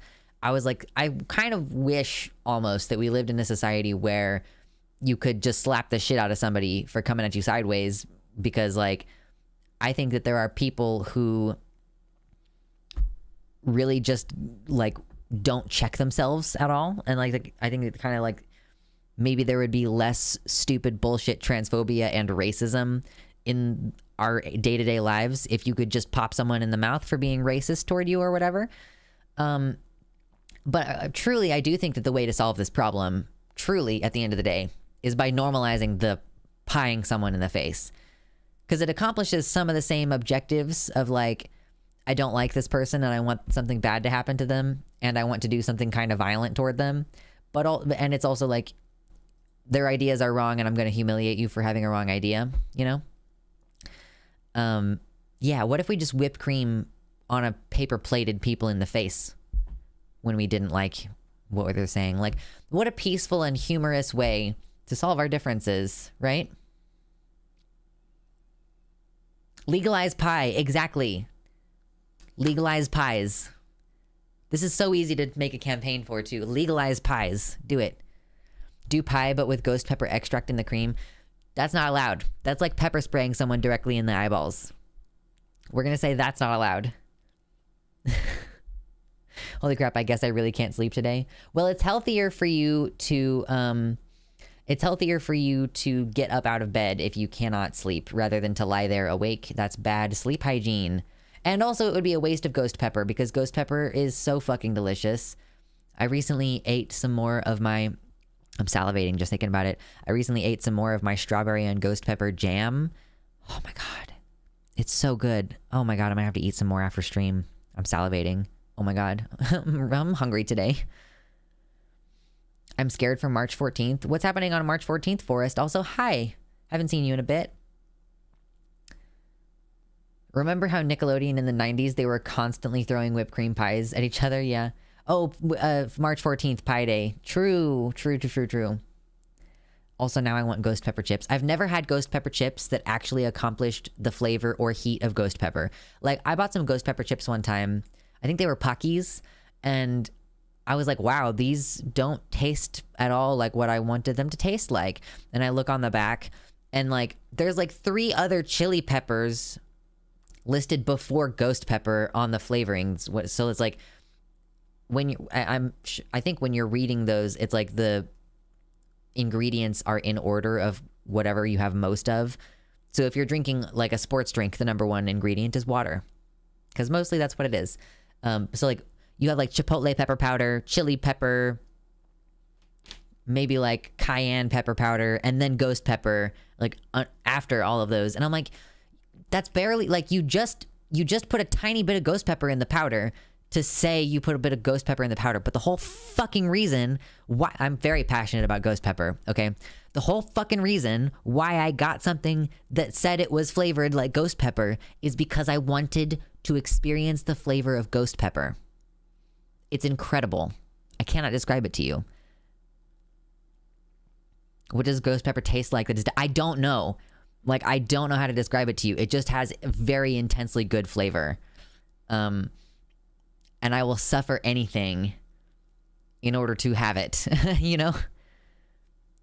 I will suffer any heat in order to have... It's just the ghost of the pepper, right? I'm not a pepper snob. I just really like ghost peppers. That's the only thing, okay? I don't like habaneros. They don't taste good. I like jalapenos. They taste really good. I've never had cayenne pepper, like, isolated in order to be able to tell you. Would you eat a whole ghost pepper, or are we just talking about seasoning? I have eaten, not a whole ghost pepper with the seeds and everything, but I've eaten flesh. The flesh part of the very first time I ever had anything with ghost pepper in it. It was just like a slice of the flesh of the pepper. And, like... I was like, oh my God, like it hurt so bad for like 10 minutes, but it also tastes crazy good. I enjoy spice in general. I also had a pineapple ghost pepper jam once and it was bomb. Oh my God, that sounds like it would be really good. Anyway, we're off on a tangent. Wow. I'm gonna have to edit this one later because we got off on like a major sidewinder, even though I was about to work on this segment some more. Because Slaps Hungry Bears also posted that there was a counter protest. So thank you for that link. I did have some links about the counter protest on my list of... Because... Can you fucking work, please? Holy shit. Okay? Great. Along with the pie in the face, there seems to have been retaliatory action. Like, it seems like this might have been like a thing back and forth a bit, and that actually it's possible that the Terfs, like, again, like pieing someone in the face has this like kind of slapstick quality to it. If you escalate beyond that, I would say that you've escalated, you know, like pie in the face. Like if you respond with something equal, similar to pie in the face, but if you respond by like, for example, I saw someone saying, we were talking, Katie Montgomery was posting about how the counter protesters were pepper sprayed. So we have an article here, but this says Posey Parker, whose actual name is Kelly J. Keen's supporters got violent and pepper sprayed 5, quote, young counter protesters at this latest hate rally. By the way, absolutely zero surprise to hear the name Gianna Hoke. I am not familiar with that person, but let's read this like article and see what this is about. Hold on, let me. Luck's gonna put the entire channel on the toilet. True. Just wait till they throw tomato soup. Yeah. Okay, I gotta turn off ad blocker in order to see this. I'm not paying any attention. I'm looking at other things. Okay, can you just work for me real quick? Thank you. So, pepper spray and shouting as people clash at anti-transgender rally in Tacoma on Wednesday. So this is in Washington, I think. This is like near Seattle. Pause that real quick. Or is this video of the event? We gotta let this fucking 30-second advertisement play? Okay. A rally held by a British anti-trans activist and her supporters dissolved into shouting and pepper spray Wednesday at Tacoma's Tollefson Plaza. Kelly J. Keen, who goes by the pseudonym Posey Parker, is on a speaking tour in the United States. She's the head of a group Standing for Women, which says it supports free speech and women's sex-based rights. It is virulently anti-transgender. Okay, is this gonna show me the rally now? Okay, so we have trans rights protest dissolves into shouts, pepper spray. Do we have some volume here?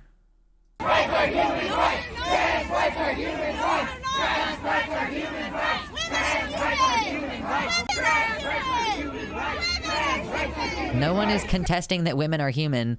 It's such a non sequitur for the crowd to be saying like trans rights are human rights, and she's like, women are human. Like nobody is questioning that. What the problem is that actually is that you are denying trans people their humanity, you dumb lady. Trans rights are human rights! Trans rights are human rights! Trans rights are human rights! Trans rights are human rights! Trans rights are human rights! Trans rights are human rights! Fuck you. Just wrote it on the sign real quick. Do not touch me! Do not touch me! Do not touch me! No one is anywhere near her. Do you see how she has like 3 or 4 feet at least around her where there's no one in her space? And she's like, do not touch me! You're not really doing a very good job of minimizing the view that anti-feminists have that women are shrill, for sure. Do not touch me! Do not touch me! She says, do not touch me, and then walks closer toward the group of people that she's screaming at. What is this lady's issue? Do not touch me! She is getting hysterical for real. Don't touch me!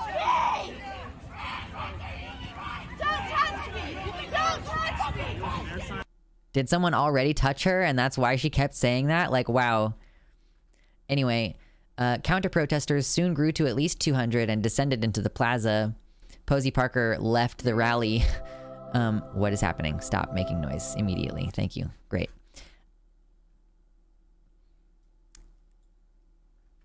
So, Standing for Women activist Amy Sousa attended the rally and called herself pro-woman. We peaceably assembled for our free speech, and we were mobbed by this group of mostly angry children. We don't believe there's like a million different identities. There's gender flux and demi-boy and alien girl and cat gender. All of those people sound like people I would like to hang out with. So we don't believe in any of that. And then Gianna Hoke, arguing with a group of young counter-protesters, she sprayed a counter-protester in the face with pepper spray. Oh, that's who she's screaming, "Do not touch me," is Gianna Hoke, who Katie was saying, like, if you're familiar with her name, like, she's had it out for me for a long time, and she keeps getting suspended for being hateful toward me. So yeah, we had someone pepper spray someone else, and like, is that part on camera? I would like for that part to be on camera, or to like go into it a little bit more in depth. A volunteer medic who declined to be identified said that they treated at least 5 other protesters for pepper spray. Hoke said that she was spit at and pushed. She said, "I was prepared for the violence." One protester's hand was injured and required medical treatment, said Hoke. Pay attention to who says what. Always pay attention to who is saying what. Counter-protesters Katie Evans and Sweet Pea Flaherty offered comfort to the young counter-protesters, many who appeared to be Tacoma School of the Arts students. We were trying to drown out their message and make them feel like it was time to leave. Trying to just make a bunch of noise and make them go away. One counter-protester sprayed the rally with silly string, and then Hoke responded with pepper spray, hitting someone in the face with the liquid. I don't know. Cervantes got mentioned earlier in the article, I'm assuming. Said that they used violent tactics. Hoke had come prepared to hurt somebody. We weren't hurting anybody. Like, I guess someone used silly string, and that was their justification for using pepper spray. Like, okay. Tacoma police spokesperson said one person had reported a cell phone was taken from their hand and smashed to the ground, which resulted in a suspect's arrest for simple arrest and malicious mischief. But they don't specify whose phone got thrown on the ground. Like, did one of the Terfs grab a trans person's phone and throw it on the ground? Unclear. And then there's been the response to this. I wanted to look at this a little bit as well. Excuse me. Someone responded to her tweet saying, "Oh, interesting. So you've drawn a moral line in the sand this morning. You condone assault by pie, but pepper spray is too much. How do you draw the line between acceptable assault and unacceptable assault?" Like, as we've pretty thoroughly discussed, like, it's a pretty patent difference. It's a pretty obvious difference between pieing someone in the face and pepper spraying them in the face. Yeah, there is a moral line between pepper spray and a custard pie. Like, I generally don't think that you should pepper spray someone unless they are, like, actively about to fuck you up pretty bad. Because it's, like, it's not like an unserious thing to pepper spray someone in the face, you know? There's also a moral line between pro-LGBT protesters and fascists, but, you know, here we have pictured vicious TRA assaults innocent GC, followed by a GC expressing concerns to violent TRAs. The shitposting is just so incredible. Like, the shitposting from Katie Montgomery is incredible. Yeah, equating a pie to pepper spray, how deeply unserious is that? Silly string me turfy mommy, true. Yeah, I wonder what is more stifling to free speech. Other people exercising their right to free speech, or pepper spray? Holy shit, that gif though, when did that happen? Oh, Forrest. Oh, Forrest. You're like 17, aren't you? You're a young one. Or maybe you're like 20. You're young though. I remember you being young. This happened in the Occupy protests. Was this Occupy? Was this that long ago? I don't think this was Occupy Wall Street. This was like early in the Trump presidency, I think. Or wait, was this more like when I was a young warthog? It might have been Occupy Wall Street. Yeah, but no, these people are just seated, and that's like police military grade pepper spray just going directly into their faces. Yeah. That was Obama age. Okay, so it would have been when I was a young warthog. Occupy Wall Street. Yep. That was, Occupy Wall Street started, what, in 2010? 2009, maybe? Long time ago. Yeah, at UC Davis. Were there any other things in here that I wanted to talk about with this? Yeah, this person says pepper spraying children. We don't have confirmation that they were teenagers. They might have been, though. They were high school students. Some people are claiming that the counter protesters were high school students. So, like, if this lady, Gianna Hoke, if she doesn't turn out to have a good reason to have pepper sprayed teenagers, like, she might be in some significant legal trouble from having assaulted, pepper sprayed teenagers. Yeah, and someone else here says you have to either be incredibly violent with your pie or have extremely bad luck, such as your target has a very rare contact allergy, in order to do the kind of damage that pepper spraying can do. Like, pepper spraying, here's the thing. Always keep in mind, there are people with asthma. There is a nominal chance, like there is a non-existent chance that you will kill someone by triggering, like, a breathing episode. If people can't breathe, honey, you have like a minute, maybe, to get that person some significant help. If significant help is not there within like 5 minutes, that person gonna die, because breathing is something you need to do like constantly. So yeah, if you pepper spray someone, like, it's kind of like if you shove someone. Like, if you shove someone, you're running the risk that they're going to trip and fall and bust their head open and just die. You know, you have to be aware of what you're doing. Super Dr. Hulock, you've never watched The Lion King? When I say a young warthog, I'm saying, like, when I was a young warthog. I cannot sing today, but you know what I'm trying to do.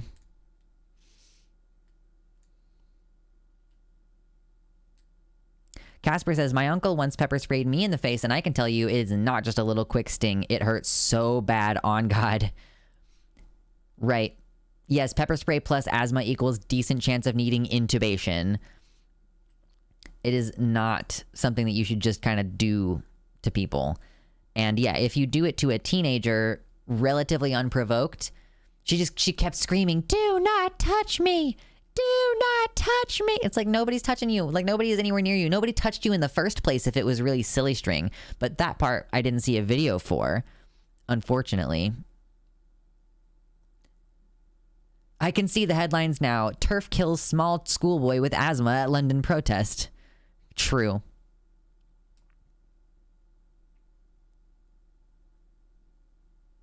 Let me see.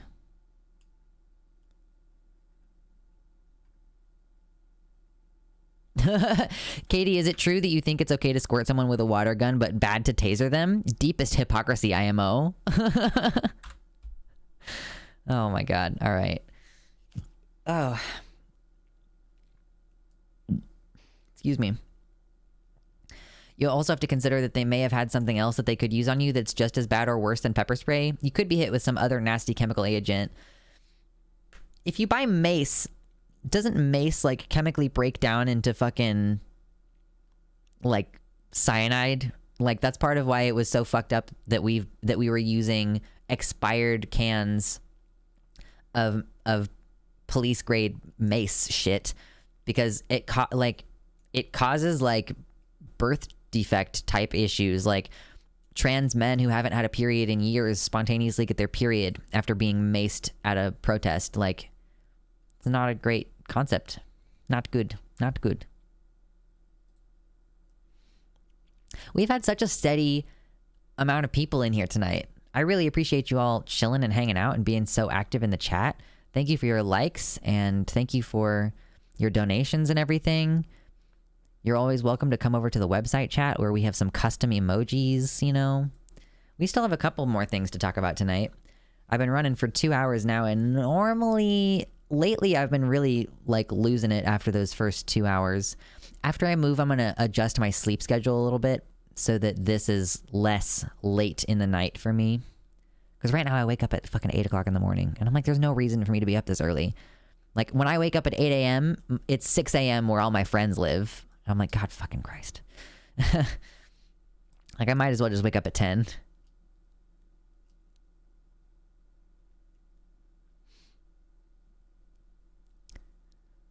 It is basically weak tear gas. Not good. I know of other nasty things, but I won't mention them.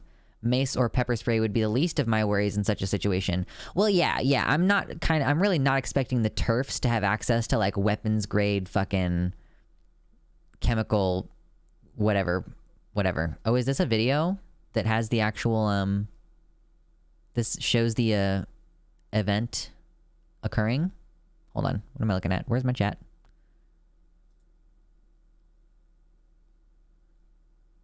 Yeah, this was this not the first video that we watched? Hold on.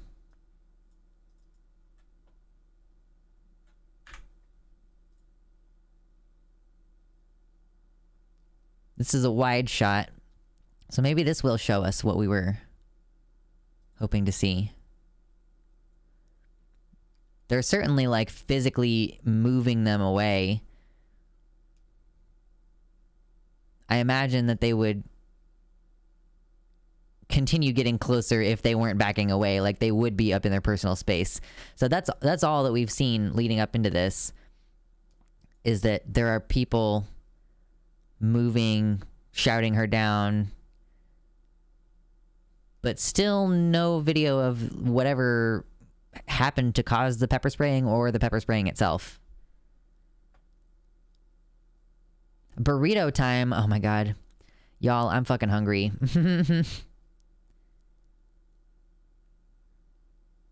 We aren't welcome to the website chat if we're on mobile. I know. I know it's a priority. I just don't know when it's going to be fixed.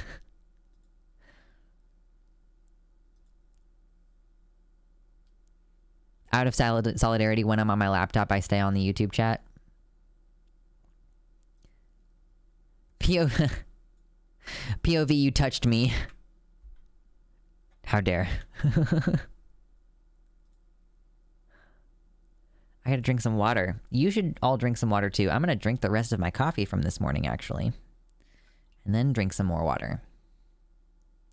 A few Terfs showed up, and then the entire college campus basically showed up en masse. There's also no credible reporting on the supposed death threats or anything. You know, did the venue actually cancel on them, or did they just not have enough people and they made it seem like, you know, grift style, like they got canceled on for their grift? I mean, at the end of the day, because they're making money. I'm drinking gin, no work tomorrow, says Chum Guzzler. I had some wine. I'm not drinking it very fast, though, because I'm kind of getting tired of drinking, I think. I think I might stop for a little while. Not in an I'm not allowed to kind of way, but just in a like, wow, this being dehydrated all the time doesn't feel great. Thank you, Roxy. I hope that you are doing well. I'm glad that I've brought some motivation to you. I certainly struggle with finding motivation myself.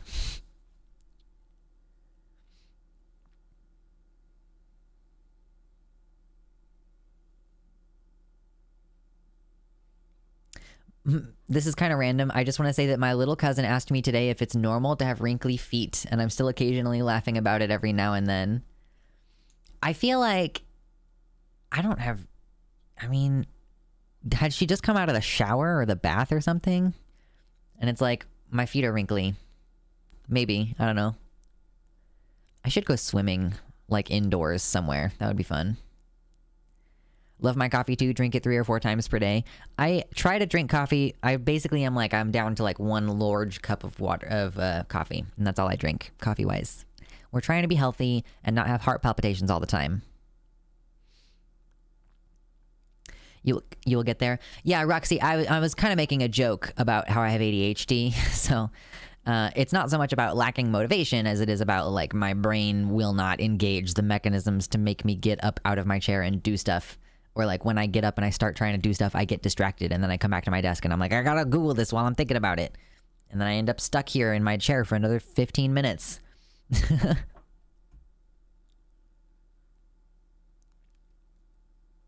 Maybe I can come out to the rest of my family by sending them your how to come out video. It certainly would be very funny.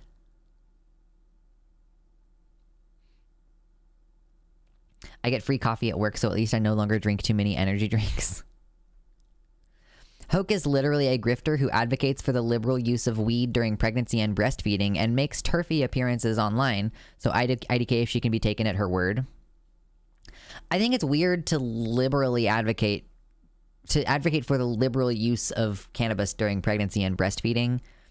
Like, surely studies will need to be done someday on the effects of cannabis on babies, but I don't know why you would like vehemently advocate it, you know? Health in my me, it's more likely than you think. True, Skylar. Oops, meant to send that to myself and not the family group chat. Welp, anyway. I'm Skylar. Yeah, that would be funny. That would be a very funny way to handle it. Okay, I don't want to actually replay the video. Can we just get out of here? Okay, get off this page. Oh, we still got like 2 things that we could talk about today. Everywhere that I've ever worked has had free coffee available. I still got it. Like, I'm actually drinking decaf. I don't even drink regular coffee anymore. I'm on decaf now. No, Anansi. Anansi, no. No. Anansi said, can we ban weed use by Terfs? If anything, that's the thing that they need, okay? I know this is like a cliche or whatever, and I'm engaging in the cliche, okay? The thing is that Terfs are really uptight, okay? They have a very specific thing that they're really fucking uptight about, but the problem is that they're really uptight. And so they don't need just any strain of weed. They need to go to the dispensary with the sommelier who can be like, yeah, man, you're really fucking paranoid, so you actually need the kind of weed that's gonna make you calm down and not be fucking paranoid, you know? 100 milligrams of THC and they won't know what women are either. True.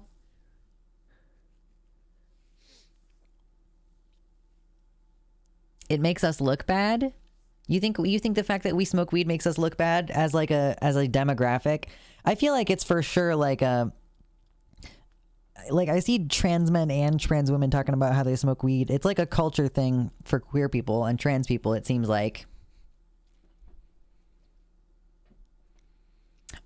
Okay, but actually, maybe just smoking a good indica joint with us trans folks will sort some things out for them. Maybe they need to try mushrooms or something. Have that, like, moment.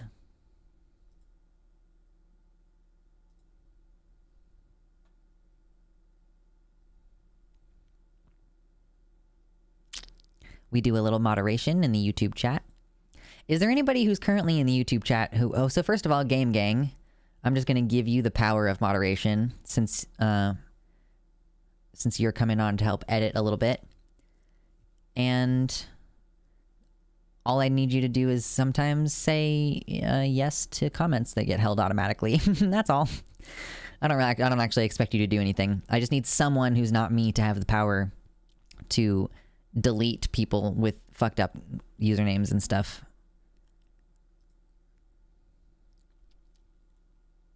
Caffeine has a calming effect if you have ADHD. Yeah, that's the struggle that I have, is that my brain works a little bit better when I have caffeine in, but I get heart palpitations if I have a lot of caffeine in. So the ADHD is kind of hard to manage right now. I'm not on Adderall. I need to call my doctor and see if she can get me some Adderall. That would be great.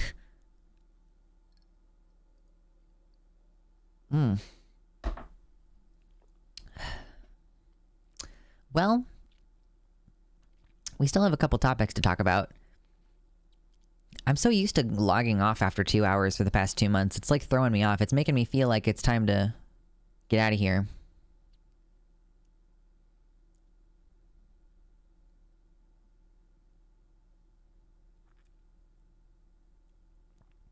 Yeah, there's an Adderall shortage in the United States. I've heard that before.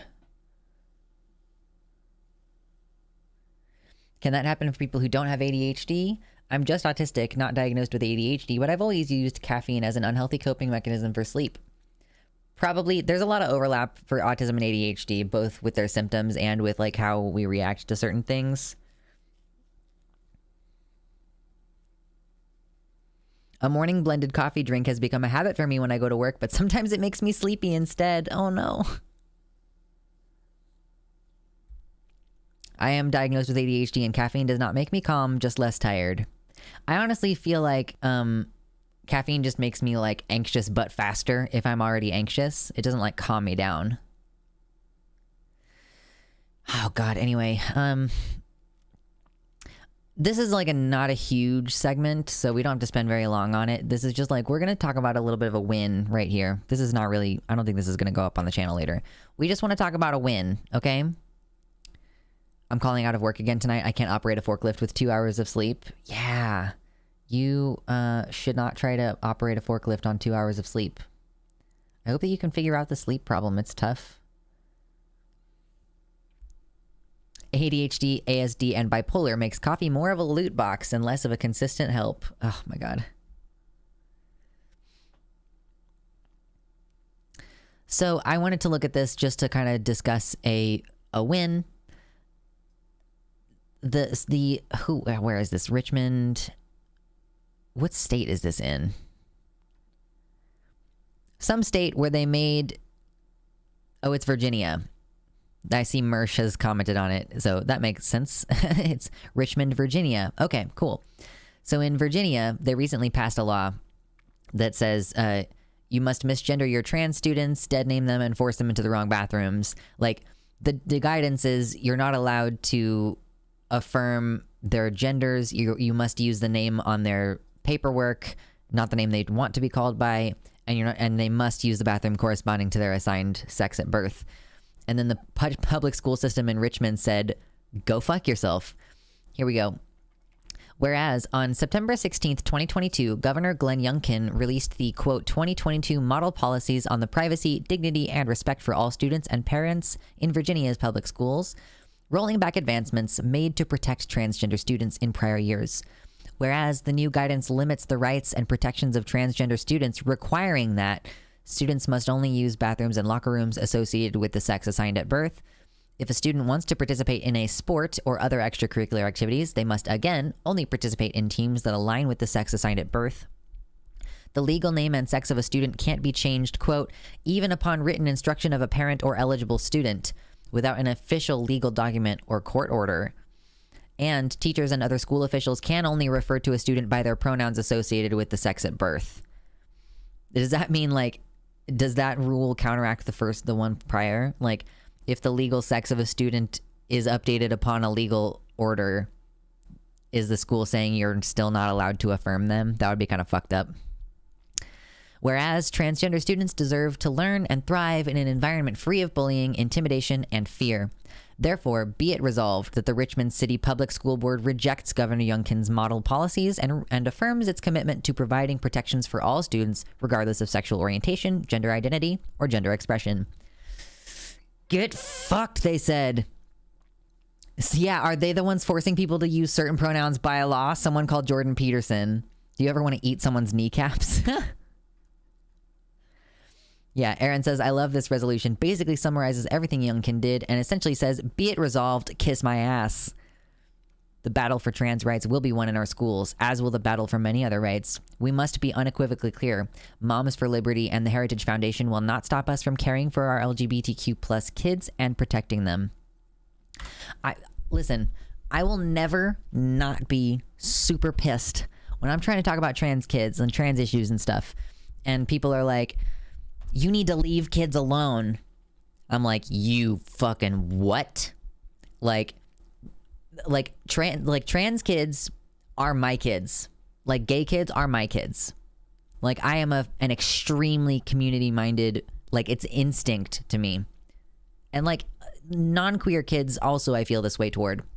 But there's like an elevated degree where like any child that I see unattended, I'm gonna try to help them. I'm gonna try to protect them. Like, that's just in me on a deep level.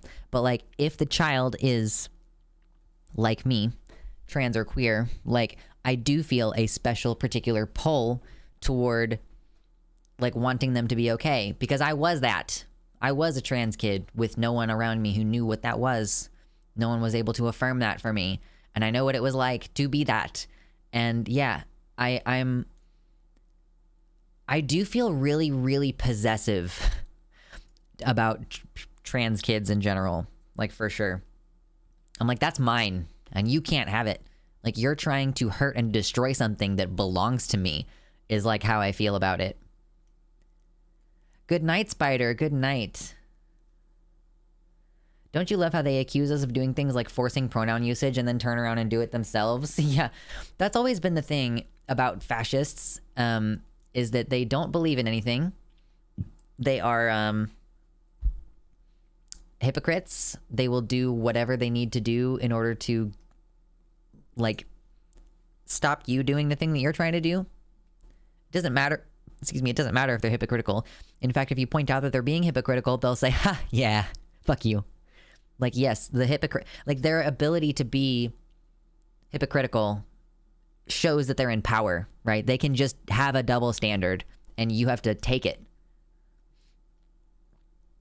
And Christian nationalists don't leave kids alone. Like, they say leave kids alone. What they really want is, like, we want to make sure that our idea of gender and sex and sexuality is what these kids learn. We don't want them to learn your ideas of what those things can be like. They very specifically want to control what the kids are learning. They want to brainwash. They want to, because they really do think that there is no such thing as an intrinsically trans or queer person. They think that you become that when you, like, are exposed to it conceptually, you know? You just end up queer after someone diddles you, or you end up queer after someone teaches you about it and tells you you should try it or whatever. Like, it's just so patently fucking stupid. If I couldn't have a happy teenhood or childhood, then no one can.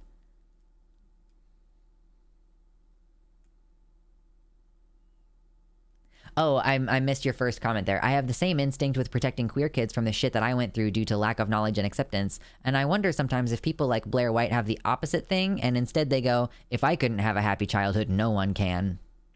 Leave kids alone means leave kids to us. Yeah, I've been really emphatic lately about driving home the concept that, like, what you're advocating for is torturing trans kids when you say they should only receive therapy until age 18. Like, you're saying in order to protect non-trans kids, I guess, like, you want to torture trans kids. Like, actually, it's tricky making these arguments because you do want people to actually listen to you. It's kind of like how you want to be careful about when you start calling someone a fascist, or when you start pointing out that we're dealing with a genocide, for example, because it's like, you do want people to actually listen to what you have to say, and sometimes they will just think you're being hyperbolic, which is why you have to lay out, here's how, like the fucking loner box debate, like, here's how genocide works. And, like, so if all of these things constitute genocide, then if we look at what's happening here, this also constitutes genocide. Like, taking actions with intent to eradicate the group, right? But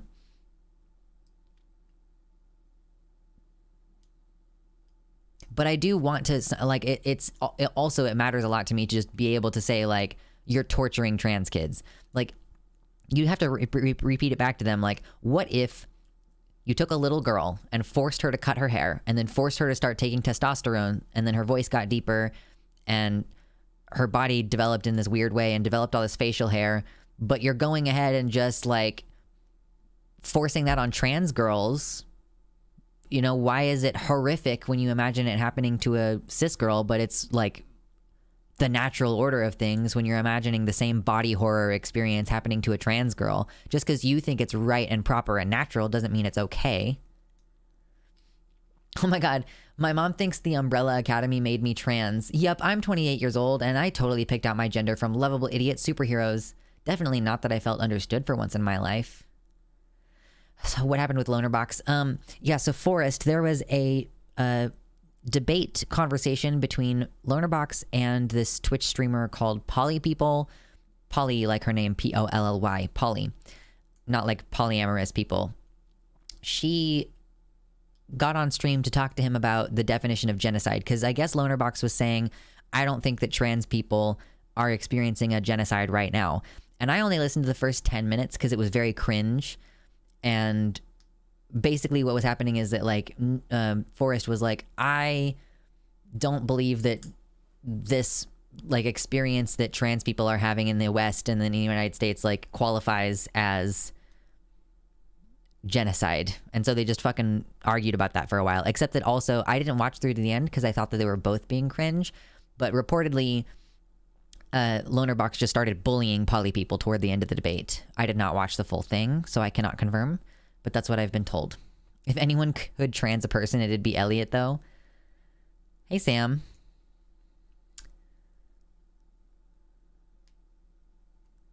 Okay, but Gerard Way was kind of a sexual awakening. True. I was very sexually interested in Gerard Way when I was younger. It was pretty cringe. I think some of these control freaks follow religion in order to have control. My great-grandfather was a very wealthy and a Christian fanatic who forced my grandmother to convert from Judaism to his religion in order to marry him. Ooh.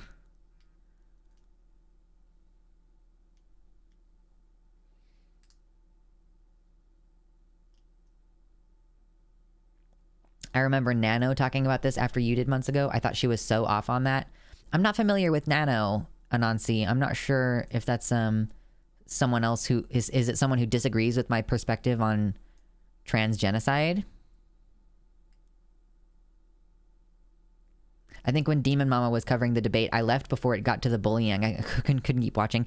I could probably watch it through the lens of Demon Mama and, like, her critique, because that does make it a little bit easier. You know, sometimes you want to watch something cringe and it helps when you're watching it, like, through someone else.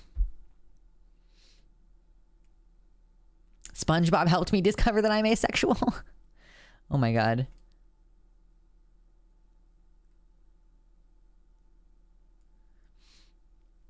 Yep. Is there... I think we have one more topic. Need a maximalism stream to swallow the cringe. Was it a maximalism stream, Demon Mamas? Oh no, you haven't watched it yet, Forrest, or you would have known what happened to Lonerbox. Are maximalism streams, like, popular? I mean, the concept is that you end up, like, taking GIF submissions from the chat and just, like, putting a shit ton of GIFs all over the screen while you're, like, watching a debate that's cringe. I've only seen Demon Mama doing it. Is she the only one who does those? She's really good at, like, coming up with original ideas. I don't want to, like, do it if she's the only one who does it. That's, like, I don't want to steal her original, like, concepts. The Lonerbox was not a maximalism stream. Okay. Nano. Okay, is Nano a person that I should know about? What's up, Kush Milk?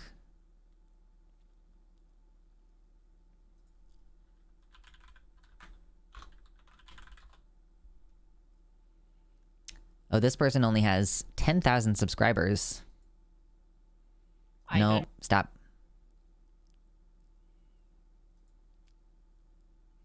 The most recent thing on Nano's channel right now is a video that's called "Is Bussy Bad for You?"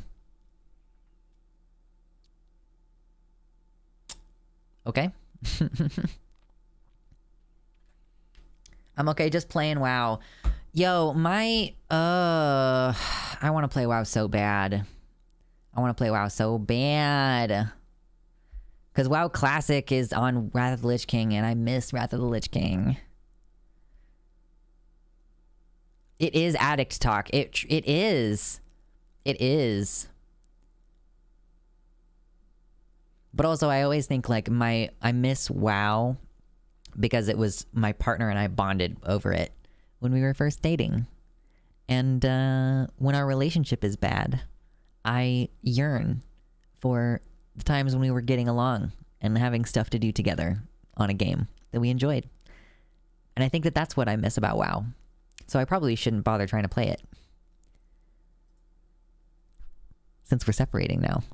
Great.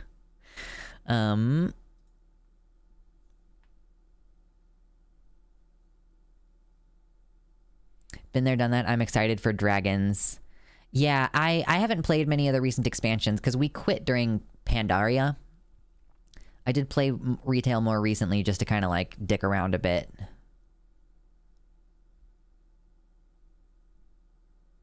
Nano is not an immediate issue. She has a shitload of followers on Twitch and stuff. YouTube is a pipeline to her other stuff. Plus, she does take all the profits from her YouTube channel and donates it to charity. Is she, like, primarily a sex worker? It kind of looks like she's primarily a sex worker, maybe. Everyone is talking about the femboy drama. She posted a video 3 weeks ago. Yeah, I'm hoping everything goes well, too. I'm starting to get excited and hopeful about all the cool furnishings I'm going to be able to do in my new space.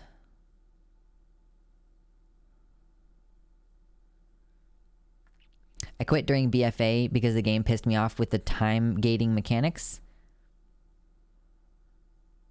I played WoW once back in 2015, Sag. Yeah, oh my gosh, I'm so thirsty.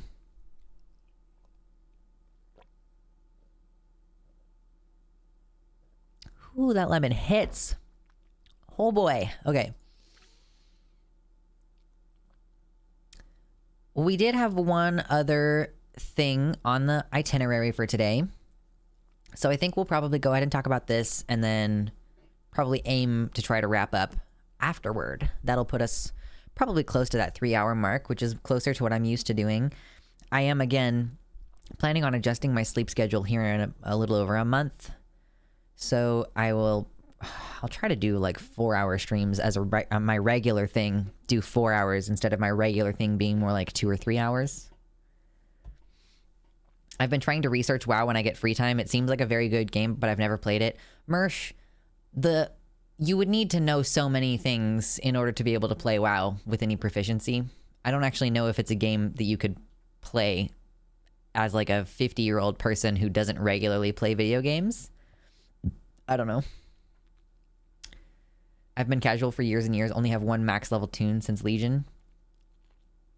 Yeah, WoW is not an entry level game. It is not a casual game. That's part of what I can't get any other MMO that fulfills the spot that WoW fills, which is that like I've got like 30 moves that I can use and I gotta like use the correct ones in this PvP situation in order to win, you know?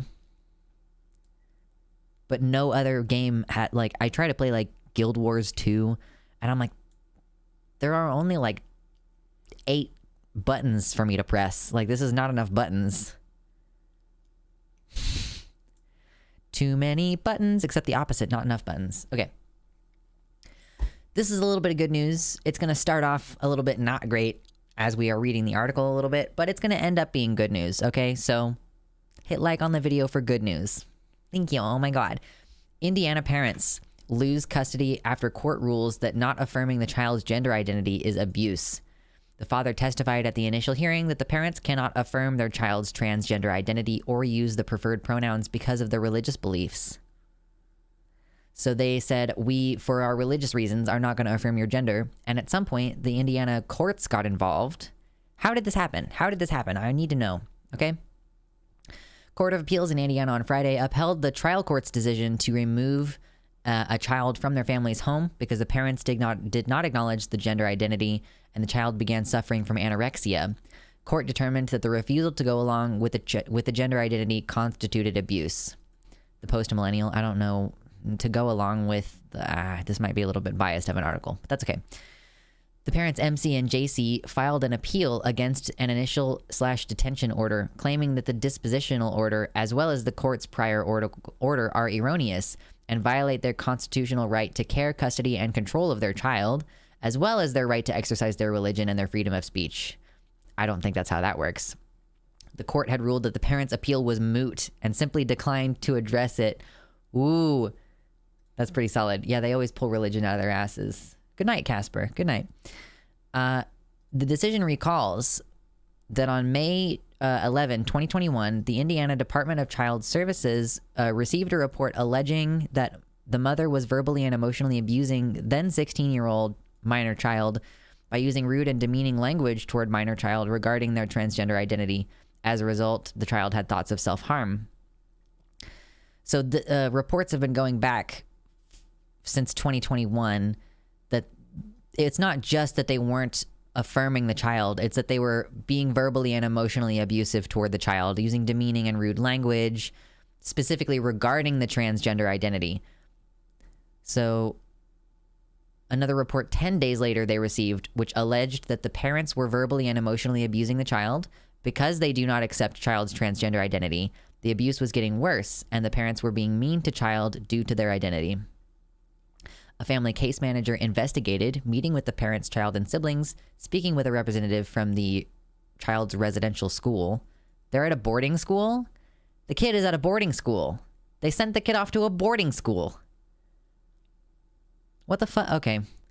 A preliminary inquiry revealed that both the mother and child said that the child had been suffering from an eating disorder during the following year, and that the child had yet to be evaluated by a medical professional. So there's neglect. The mother states an awareness that the child had been suffering from an eating disorder and had yet to have the child evaluated by a medical professional. That's not okay. You can't let an eating disorder go untreated for a year. That's like very explicitly child abuse. Like that's certainly neglect. Report also stated that the parents had withdrawn the child from school and had not indicated that they were going to re-enroll in a new school. So they didn't, I guess, sign up for the homeschooling shit either. They're just like, we're going to take you out of school now and not try to educate you either. The child had then been in therapy. The parents discontinued therapy. Great. And then the child did not feel mentally or emotionally safe in the home. So the mother would say such things as the redacted first name. She would use the child's preferred name, but then say that that's the bitch that killed my son. We're dealing with a trans girl, apparently. A teenage trans girl.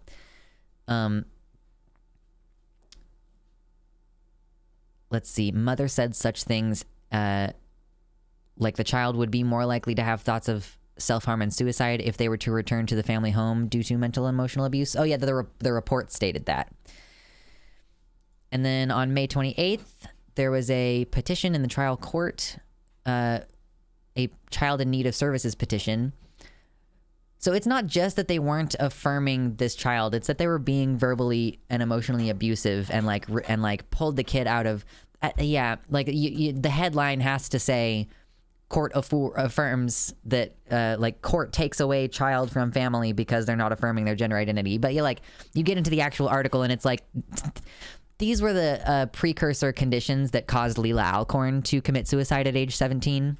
Like being removed from school, being removed from therapy, not being permitted to have access to friends and other social resources that are super important for teenagers to have. It's good that the courts were getting involved because we have evidence that doing this exact thing to a child is going to make them just lose it. That's pretty much standard fare. If you take away all of the social connections, you take away the phone, you take away the therapy. I guess the therapist was being affirming, so they had to stop it. That's probably what happened. Let's see. The court ruled that it was in the best interest of the child to be removed from the home due to the parents' quote inability, refusal, or neglect to provide shelter, care, and/or supervision at the present time. Yeah. Let's not forget the refusal to take the child to get medical care for the eating disorder that the parents were fully aware of as well. Didn't this kid document their life around this stuff? Are there videos? I didn't know that there were videos from this kid. I don't know if it would be appropriate to post them on the channel either. Basically, this exact same scenario happened to one of my best friends. I hope that they're okay. I hope that they're okay now, at least. Because goddamn, this is not good. Let's see. The parents were allowed unsupervised visitations with the child, but they were instructed not to discuss the gender identity during these visits. Then on October 26th, the child safety, filed a motion to amend the petition. They changed the designation to an allegation that the child was substantially endangering the child's own health. The child is suicidal and self-harming in this environment, I guess is what they're trying to say. Motion indicates that the amendment was appropriate because the child's eating disorder was worsening. They had lost, quote, a significant amount of weight. They were throwing away and hiding food and neglecting to eat full meals. Child did not believe that child had an eating disorder, had lost weight, or needed treatment. Interesting. So there was the eating disorder partly fueled because of the child's self-isolation from the parents, which is a behavior that is likely to reoccur if the child is placed back in the home. Yeah, for sure. The ultimate goal is for family reunification. However, the reality is this is an extreme example of a child having a certain lifestyle the parents don't agree with. That has been going on for all this time. There have always been issues where children do things that the parents don't agree with, be it religiously or morally or what have you. That happens, and that is not a reason to remove a child from the home in and of itself. But when it is, as in this case, there's a clear nexus between that issue and the medical and psychological issues that the child is having, that's when we get issues that we have here today. The state is now involved in. Because of those issues, child is a ward of the state, and those decisions are going to have to be made through the court. Not taking any issue with the child's views or the parents' views. Those are differing views, but the extent to which we have these medical issues, again, there's a discord about the lifestyle and the medical issues. So arguing in court essentially just straight up like, yeah, this kid has like a significant mental health problem and a health problem. The parents just like declined to treat it. They're exacerbating the issues and making it worse. Calling your child a bitch, like I guess like hashtag affirming or whatever. Like any trans girls can sound off right now. The first time you got called a bitch, was that affirming? I remember the first time I got called a fuckboy, I was like, that's pretty great. I found that pretty amusing. Oh gosh.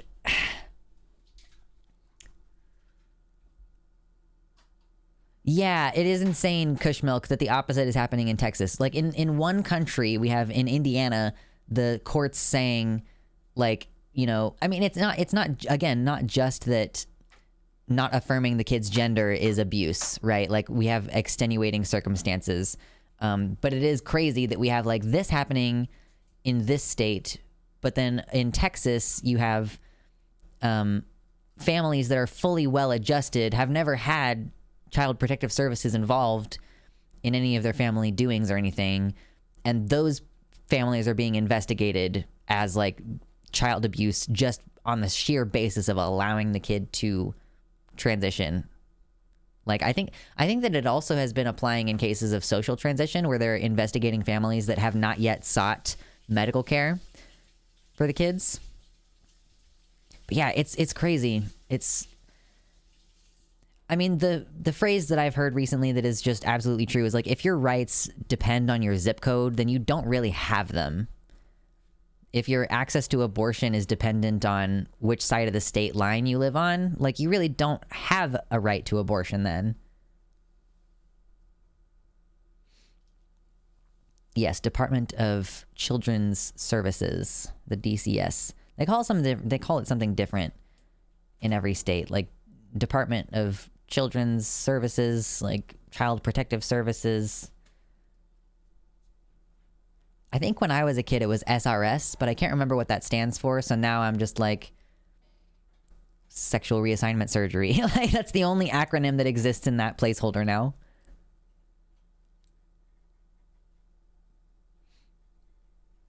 Yeah, no worries. If the triggering stuff is an issue, no worries at all.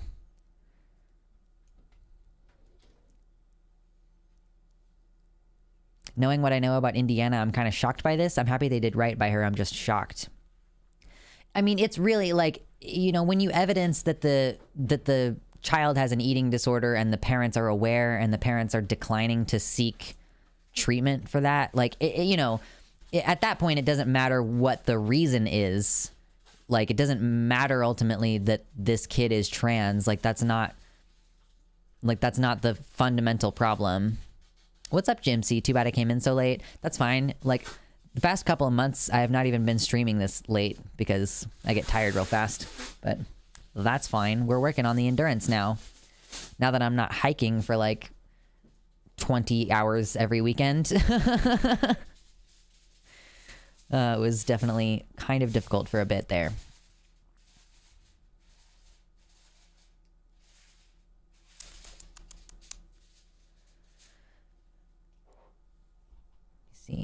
Yeah, I would be interested to see if this kid had had some videos, like was mentioned earlier. It sounds like it's the extent of the neglect that's ultimately the issue, such as pulling the kid out of school and not making plans for her education, pulling her out of therapy, the untreated eating disorder. Yeah, it really all stacked on top of each other. It was not just an issue of, oh, they're not using her pronouns and she claims she's being abused and everything. Like, that in and of itself can be, like, I think that forcibly making a girl cut her hair, for example, is like a form of abuse, like abusive control over their body and stuff. But I can't necessarily say that some of the very basic trans issues where you're like, I'm having a difficult time getting my parents to come around about my pronouns. Like, you cannot be like, you're abusing me. Like, be reasonable, okay? Things can be painful and hurtful and also not abusive, okay?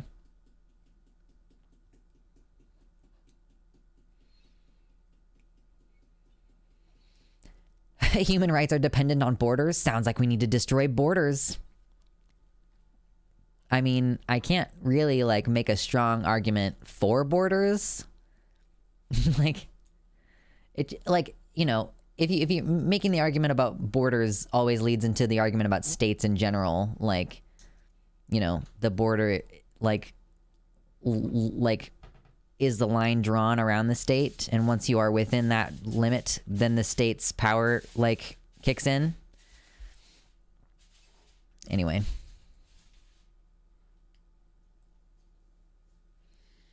We managed to get through all the topics today. We did so good. Gorge. I enjoy having an opportunity to go over such a myriad of different news items. We had some fun stuff toward the beginning. We had some serious stuff toward the end. There was a crest fallen, And I've really appreciated having so many people hanging out with us tonight.